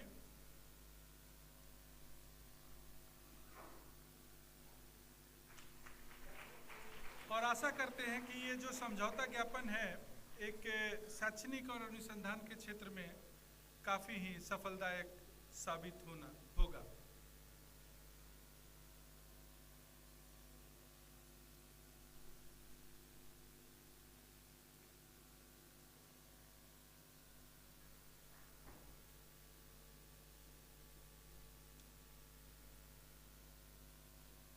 धन्यवाद सर। अब सर दूसरा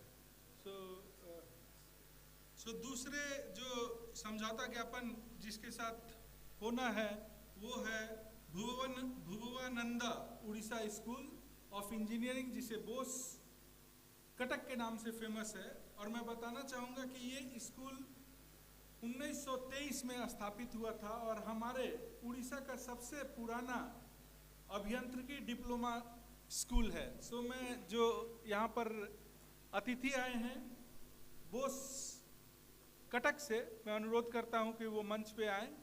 और ये जो MOU है शैक्षणिक अनुसंधान, संगोष्ठी आयोजन, अनुसंधान प्रकाशन, प्रसूचिता, बौद्धिक ज्ञान प्रबंधन, पर्यावरण विज्ञान एवं अभियांत्रिकी के क्षेत्र में किया जा रहा है।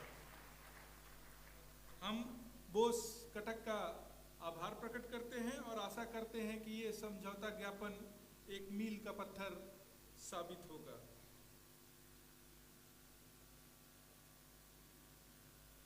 जो तीसरा संस्थान है और कह सकते हैं कि जो कंपनी है वो है फेलिस लियो विजेट प्राइवेट लिमिटेड भुवनेश्वर, जिसे नेक्सस पावर के नाम से जाना जाता है। और ये जो कंपनी है इमर्जिंग फील्ड ई व्हीकल जैसे रिक्शा और जितने भी ऑटो जो इलेक्ट्रॉनिक व्हीकल है उस पे काम करते हैं। और ये जो कंपनी है जो लिथियम बैटरी है उसके विकल्पों को खोजने में अपना परीक्षण, डिजाइन, विकास और उत्पादन को बढ़ावा दे रहा है। सो आज ये स्वर्णिम पल हमारे साथ, क्योंकि हमारे संस्थान में भी लिथियम बैटरी और एनर्जी मटेरियल्स पे काफ़ी काम हो रहे हैं। और आशा करते हैं कि ये समझौता ज्ञापन न केवल हमारे संस्थान के लिए बल्कि नेक्सस पावर और बल्कि मैं तो ये बोलना चाहूँगा कि जो एनर्जी का जो योगदान है क्लाइमेट चेंज को कंट्रोल करने में और जीवन को एक दिशा देने में, क्योंकि एनर्जी के विदाउट कुछ भी संभव नहीं है, आप इसकी परिकल्पना कभी कर नहीं सकते हैं, उसमें मील का पत्थर साबित होगा। सो बहुत बहुत धन्यवाद इन तीनों संस्थानों को और धन्यवाद है हम अतिथियों का जो इस समझौता ज्ञापन को संचालन करने में हमको सहयोग किए।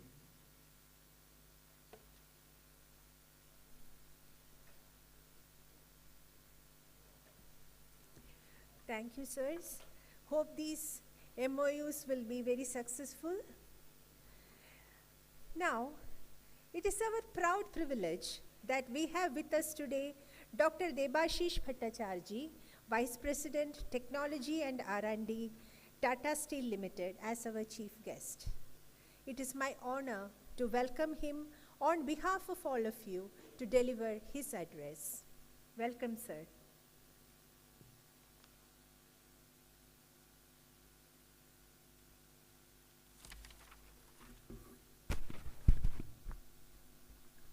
Good evening, everyone. Dr. Ramanuj Narayan, Director of CSIR-IMMT, Dr. Suddhasattu Basu, immediate former Director of this institute, Professor Karmalkar, Director of IIT Bhubaneswar, Professor Ganguly, Director of ISR Berhampur, Mr. Tripathi, the convener of this session, Dr. P.K. Banerjee, my former colleague and continuing friend, Dr. Debashish Das, Director of Institute of Life Sciences, ILS, other dignitaries of the dais, friends of IMMT, CSIR-IMMT, guests.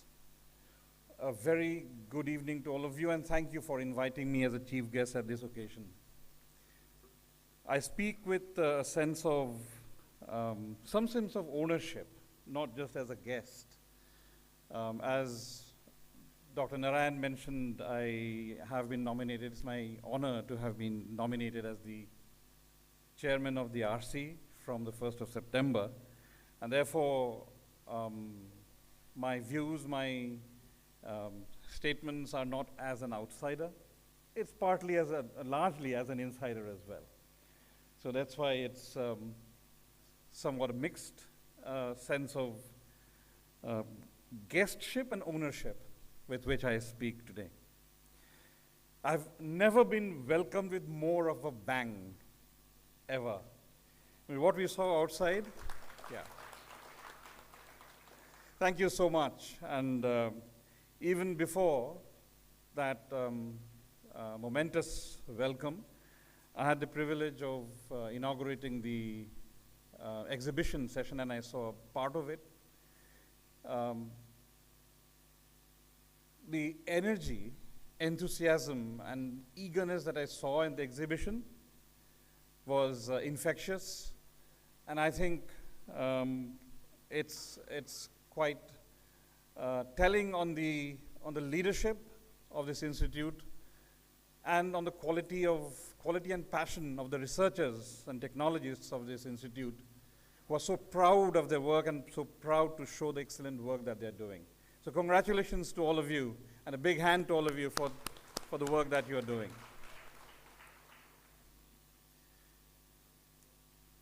Congratulations to CSIR headquarters and individual laboratories for embarking upon the 1 week, 1 lab initiative. In the nation, CSIR has been set to fulfill a very important gap. And it is the gap between the low TRL initiatives that we see that is necessary and we see at the universities, and the high TRL technology development and implementation in the industry. It's the middle TRLs which we often fail in, and which is a gap. Some call it the valley of death, and it is the CSIR labs that have been set up to bridge this important valley of death. In order to bridge this valley of death, the CSIR labs need to, of course, handhold on the one hand the universities, and therefore we see the director of IIT Bhubaneswar, professor from IIT Delhi, professor from IIT Delhi and the director of ISAR sitting on this dais, and very importantly, it doesn't matter whether it is me, but it is importantly the director of IMT has deemed it fit to invite somebody from the industry on the other hand to hold the two sides of the bridge. So while it is an exceedingly important role that CSIR needs to continue to play and needs to be strong in playing, and we see that happening across the world, being played very well by the likes of Fraunhofer Institutes in Germany, by the likes of Catapult Centers in UK.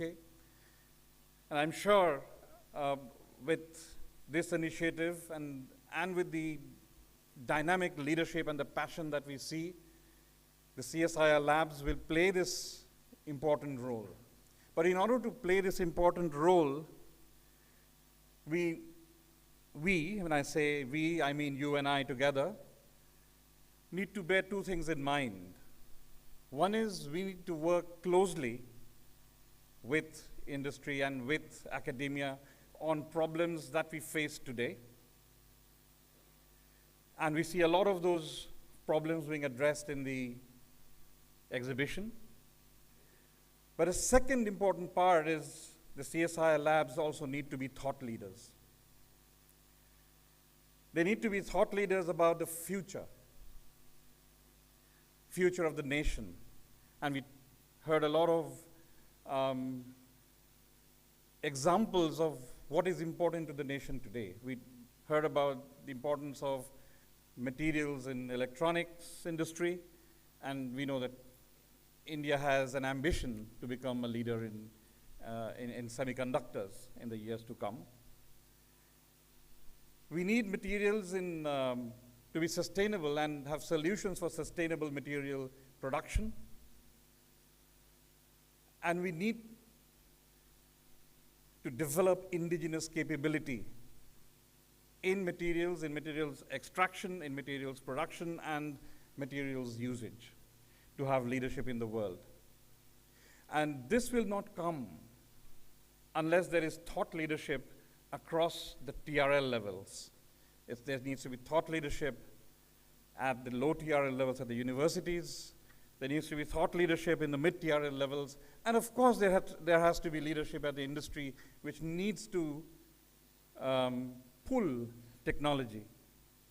And just a retort to, just as a reaction to some of the statements that have been made, the Indian industry, and I come from industry, needs to not only think of India as a market, it needs to think of the world as a market, and suddenly the economies change.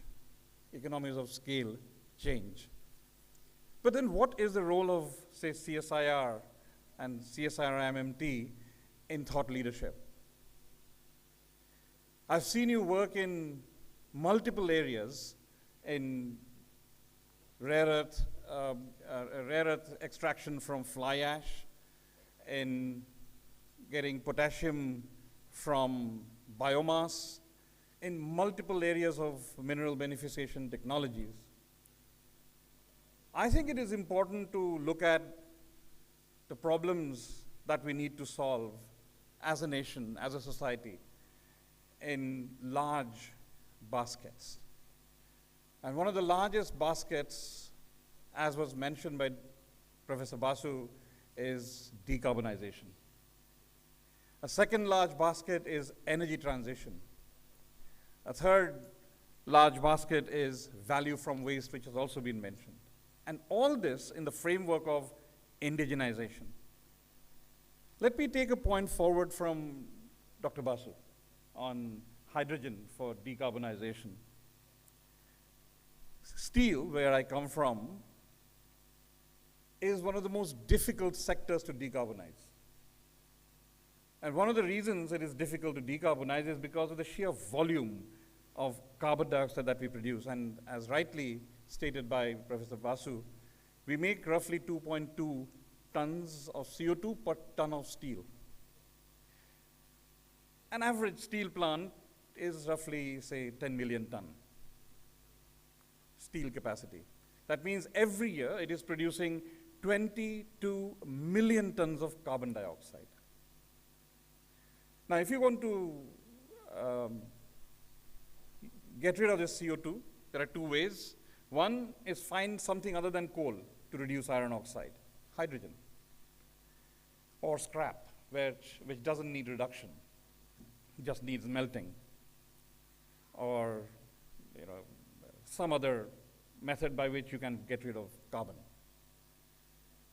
All existing technologies for reducing carbon for reduction purposes addresses only about 5 to 10% of the CO2, of that 22 million tons from one plant, right? So 22 becomes 20. You still have to get rid of 20 million tons from one plant. The other way out is to take the CO2 and make it react with something to make a chemical compound which can fix the CO2. Usually that chemical compound is an organic compound, therefore you need hydrogen. Now, and it's green hydrogen, otherwise you still have a CO2 footprint.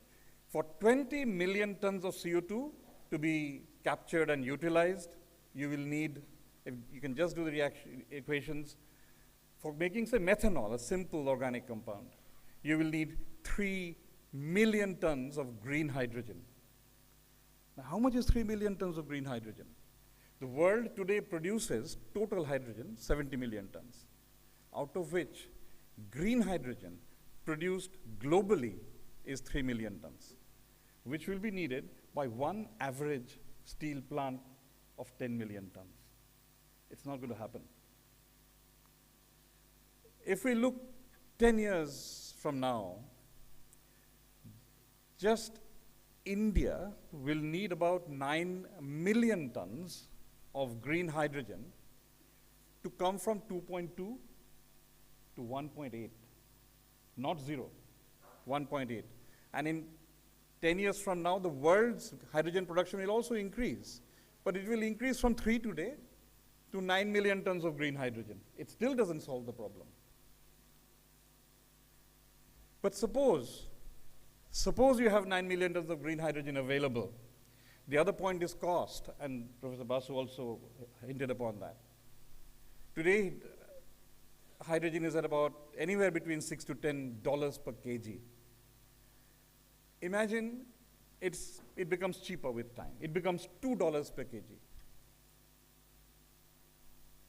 It will mean that India's steel production will be costlier by 9,000 rupees per ton than it is today, only by the cost of hydrogen, nothing else. Only by the cost of hydrogen. Not about electrolysis, not about storing hydrogen, not about transporting hydrogen. So hydrogen is a problem which needs to be solved. And it needs to be solved by us. Today, hydrogen production is dependent upon electrolysis. It depends upon electricity, which is expensive. 3 million tons of green hydrogen will need 30 gigawatts of energy. What is 30 gigawatts? It's Delhi, Calcutta, Bombay, Madras put together, multiplied by 2 for one steel plant of 10 million tons. You can just picture the scenario. So we have to work on other ways of producing hydrogen. We cannot just depend on electricity to produce hydrogen to decarbonize. So can we work together to look for more efficient electrolyzers, which can double the efficiency of, from the current efficiencies of 40, 50% or 60%?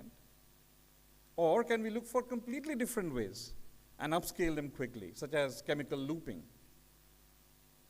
Those are problems to be solved by us.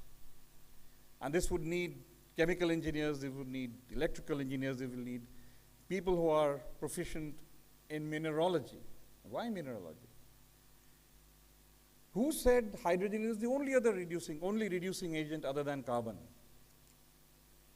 Can we think of other elements which can reduce iron oxide? There are people working on, say, sodium.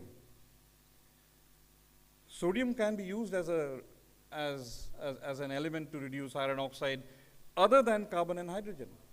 Can we work on a process that would use sodium to reduce iron oxide?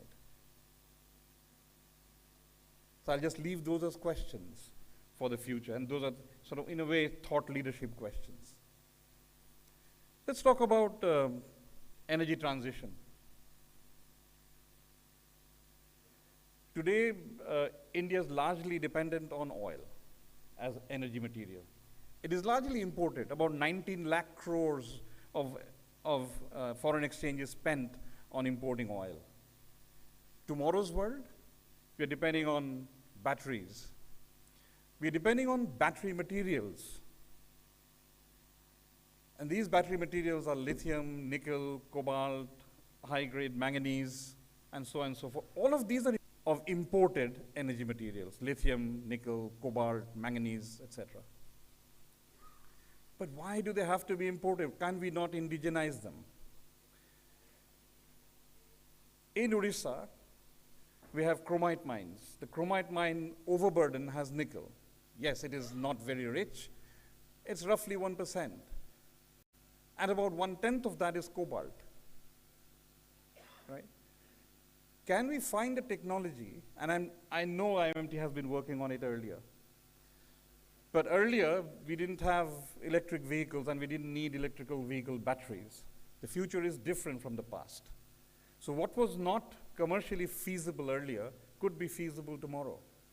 So can we work on a technology which will help us, using the hydrometallurgy expertise that you have in IMMT, the electrometallurgy expertise that you have in IMMT, to extract that nickel, that cobalt, indigenize those materials as energy materials for India.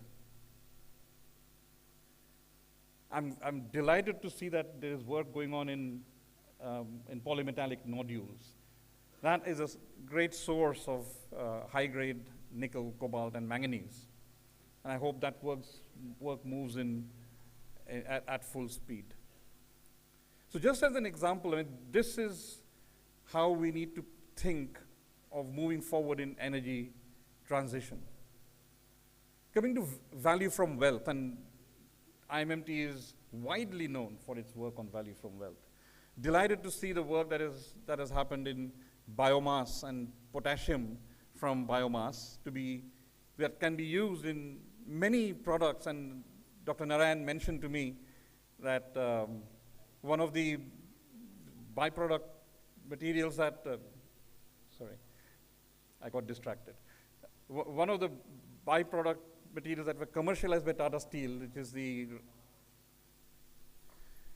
which was commercialized by Tata Steel to make soil conditioners, that product can be enriched by your potassium from biomass to give a joint new product to be used as fertilizer. And there we again indigenize, because most of the potassium for fertilizers we import. Most of the phosphorus we import. And both potassium and phosphorus can be indigenized by us. Right. You are working on materials. We can use some of the steel plant waste like coal tar to make high-grade materials like needle coke. This needle coke is used in electric vehicle battery anodes. It is used in electric arc furnace electrodes. All these materials are imported today from China. India's coke making for steel making is going to explode. So we'll have a huge amount of coal tar available. Can we convert that coal tar into useful, high value needle coke for electric vehicle batteries, for electric arc furnace electrodes, and also perhaps a further step forward will be carbon fiber. India doesn't make a single ounce of carbon fiber, but with the impetus on Atmanirbhar Bharat for defense and space, there will be a huge requirement for carbon fiber in India, and we will have to import. And here's an opportunity for us to work under value from waste in developing carbon fiber technology from coal tar, which is a waste of the coke making process. So I would urge you all to not only work strongly with industry on one hand and academia on the other, I would urge you all to be a thought leader for both industry and academia. Urge them on new ideas which can propel our country to technology leadership in decarbonization, in energy transition, and value from wealth, and any other field that you think is important. And I'm sure with the leadership that you have and the mentorship that you have and the passion that you all have, and I've seen, this is not an impossibility. This is just waiting to happen.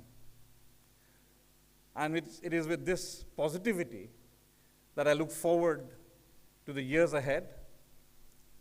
And I'm sure great work will come out of IMMT labs, and we will all be proud of CSIR-IMMT. I wish you all a great week ahead and a great year ahead. Thank you very much.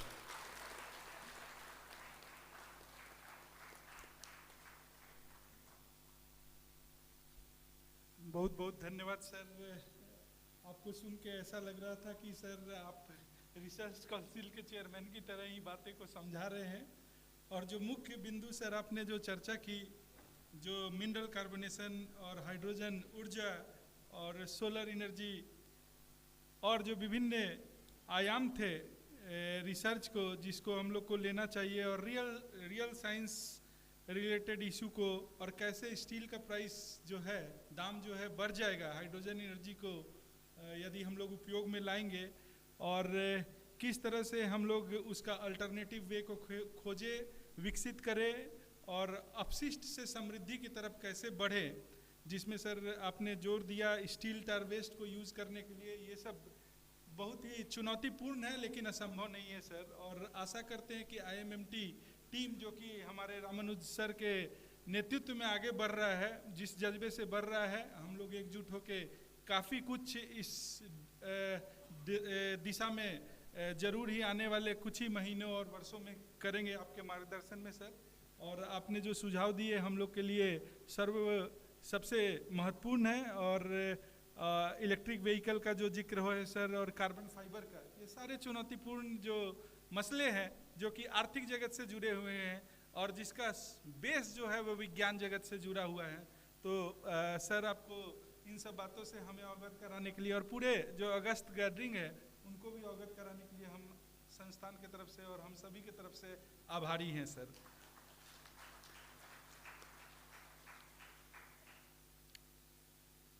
और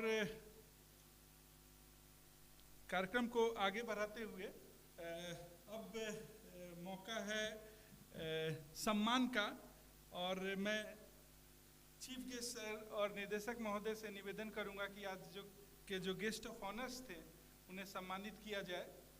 सो Ramanuj sir और Bhattacharya sir से मैं अनुरोध करता हूं कि जो chief guest हैं इस इवेंट के, उनको सर सम्मानित किया जाए। सर्वप्रथम मैं शुद्ध सत्व बासु सर को निवेदन करता हूं, सर आप भी दोनों मिलके करें सर। तो गेस्ट ऑफ ऑनर को सम्मानित करने के लिए मैं आमंत्रित करता हूं।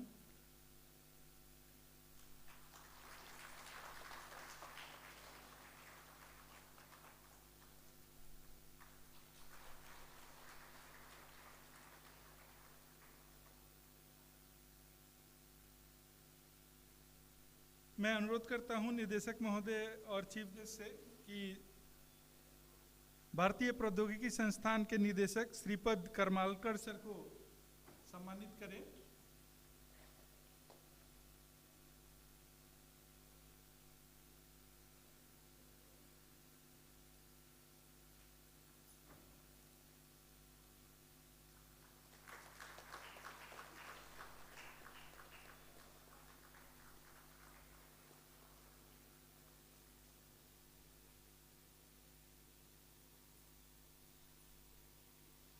मैं फिर से अनुरोध करता हूं कि हमारे संस्थान के निदेशक और आज के चीफ गेस्ट जो हैं गांगुली सर को स्मृति चिन्ह प्रदान करें।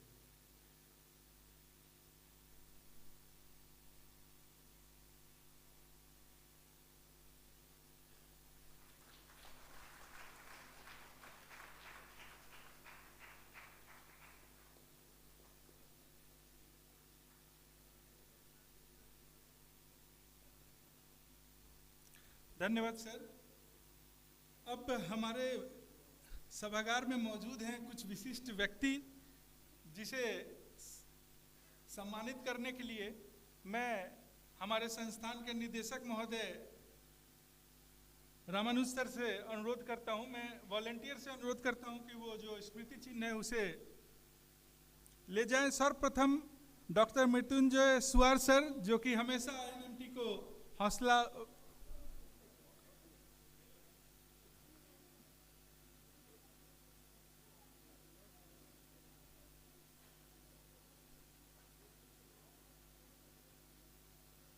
मैडम जी जी जी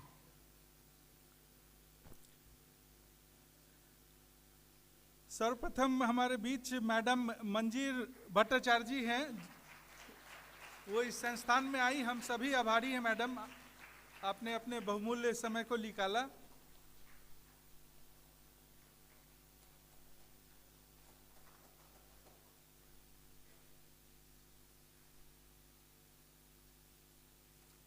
डॉक्टर पीके बनर्जी सर, जो कि हमेशा संस्थान से जुड़े रहते हैं, उनका ये सहयोग और जो नेतृत्व है हम सबके साथ हमेशा रहे, यही कामना करते हैं।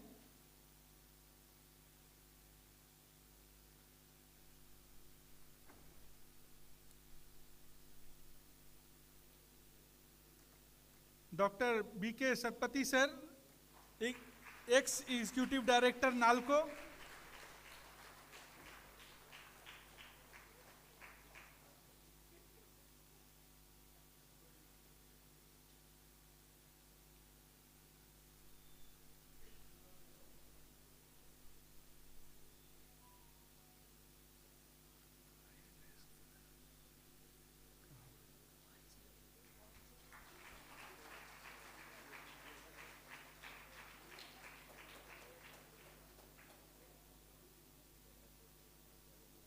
और ये सम्मान हमारे जो समझौता ज्ञापन हुए हैं उन संस्थाओं को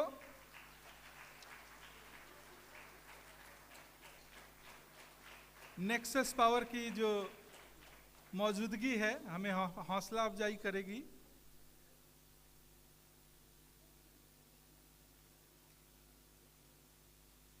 और Bose Cuttack,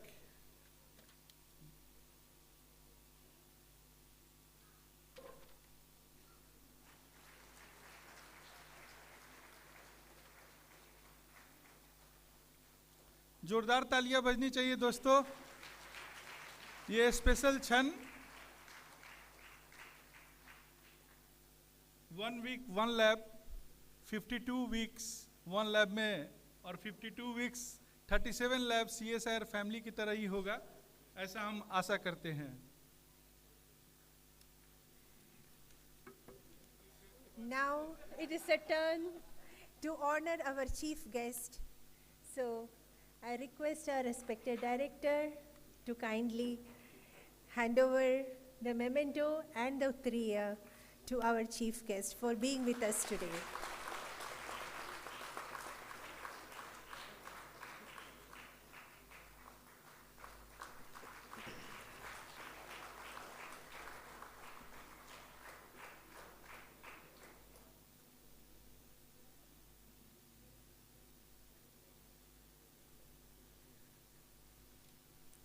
Thank you very much, sirs.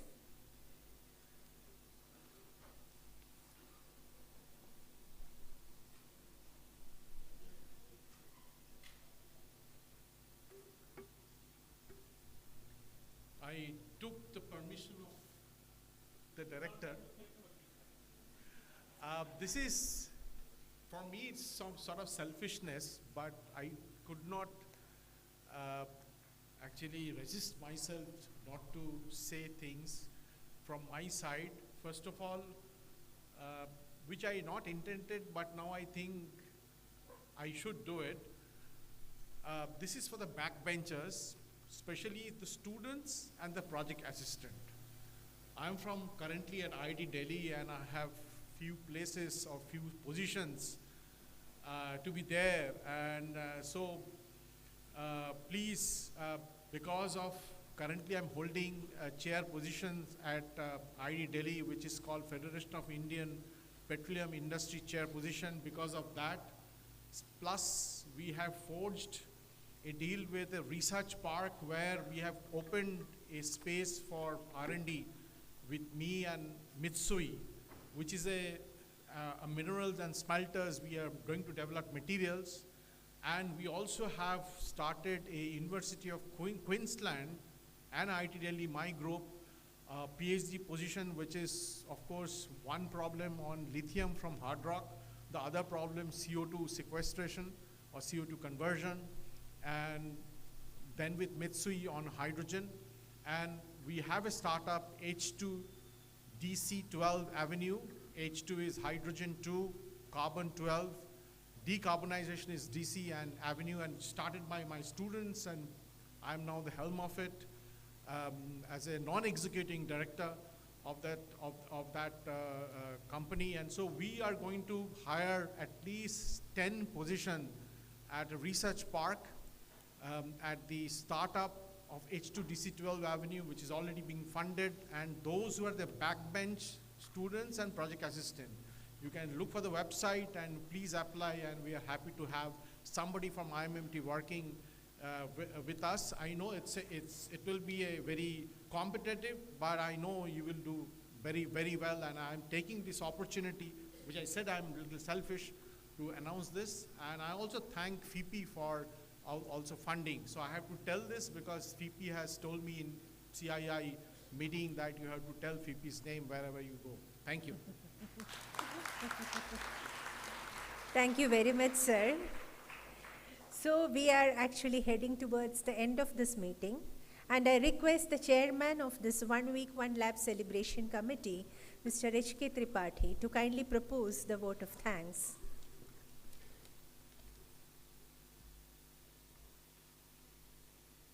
Hello, good afternoon everybody. It is my privilege to express my heartfelt thanks to those who have made this event possible. And actually, while giving vote of thanks, it always gives a feeling that we are ending the program. But here it is not. We are starting the program. We are having 5 more eventful days waiting eagerly for us, and we will be also doing still showing our capabilities of CSR and our whatever we have done in a more better way. While thanking, I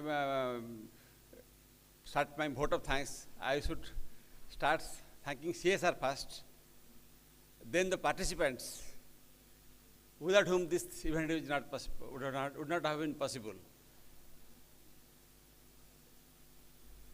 Then I thank all our chief guests, Dr. Debashish Bhattacharya, for sparing his valuable time to grace this important inaugural day function. I am also thankful to Professor Sudarshan Basu, our ex-director, and at present Professor of IIT Delhi, for accepting our invitation to be the guest of honor. Actually, we are still thinking that you are still with us, sir.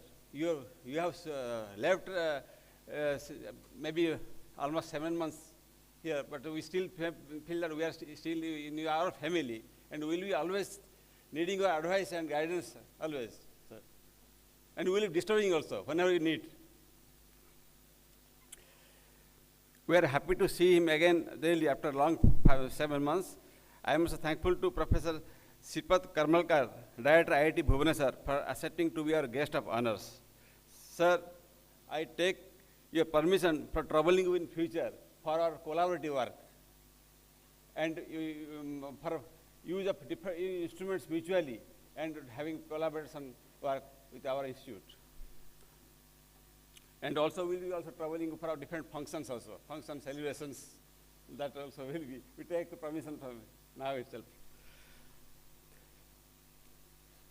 I am thankful to Professor Ashok Kumar Ganguly for being with us as guest of honor for gracing this occasion. Although our other guest of honor, Professor B.K. Mishra, who is also our ex-director, could not remain physically with us, but we are very much thankful for his recorded video presentation. I am also thankful to Professor P.K. Banerjee, Dr. Debashish Das, Dr. B.K. Satpathy, and my friends, Dr. Ashok Sahu, Dr. B.S. Jana, and my senior, Dr. S.K. Singh, and our ex-controller of administration. Now he has become director of, administrative director of IJR, I think, Mr. P.K. Rai.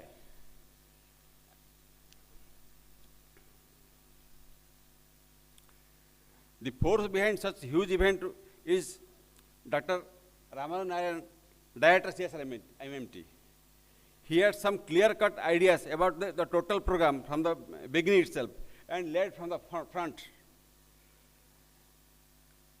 And it was very difficult time for us to, in the last few days, to locate him, because he was sometimes, we were trying to contact him. He was sometimes in the main gate, then NS gate, then behind the CRTDS, then behind the building. He was moving, so he had with his means so much energy, and you will not believe that he spent almost 4 p.m. with our banner team, almost few nights. He has not slept also.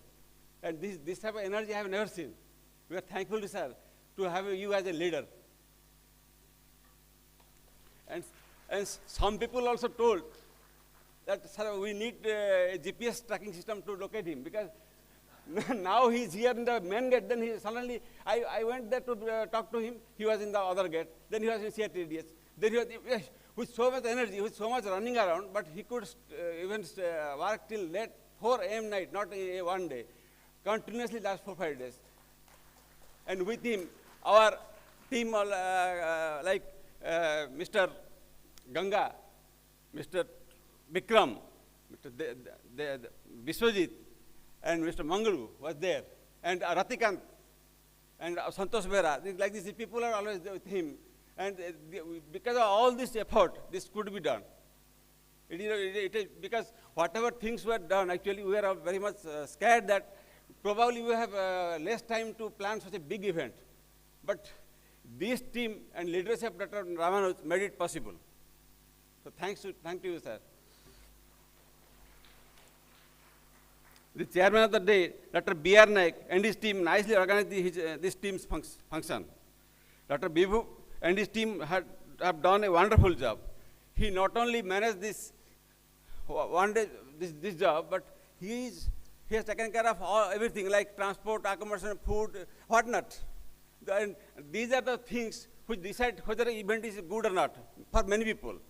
Many people think, okay, what are the technical discussion, what are these things, but these are things. If things are done perfectly, with perfection with transport, accommodation, fooding, and other arrangements, it is, and he has taken care of all these things.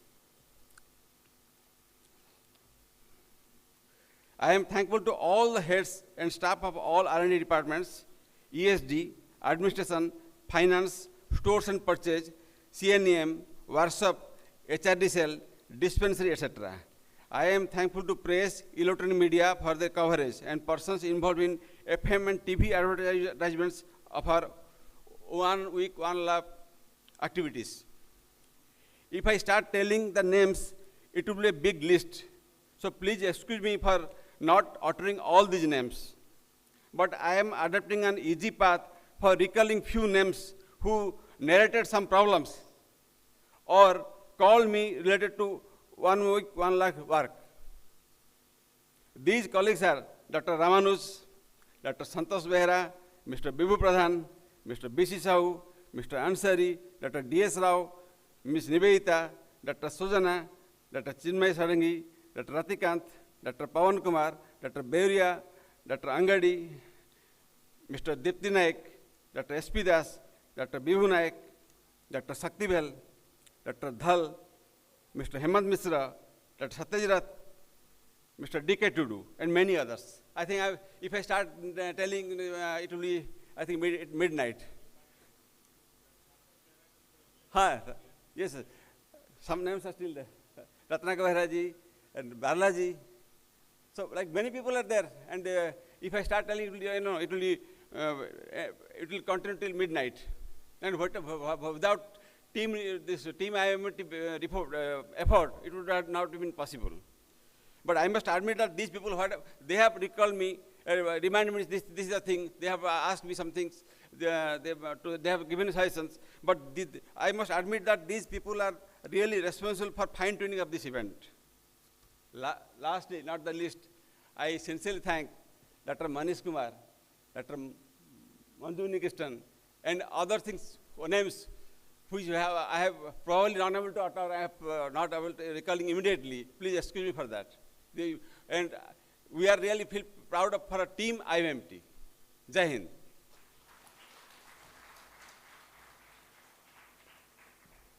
Thank you, sir. This brings us to the end of this inaugural session, but this is just a beginning. This week provides us a platform for knowledge sharing, technical demonstrations, identifying gaps between research outcomes and societal needs through focused discussions, conclave for the students for highlighting their research works, etc. We hope Your blessings and support will be there with us in our journey ahead. Let the spirit of science, innovation, and translation remain with us today and always. To conclude, I request all to kindly raise for the national anthem.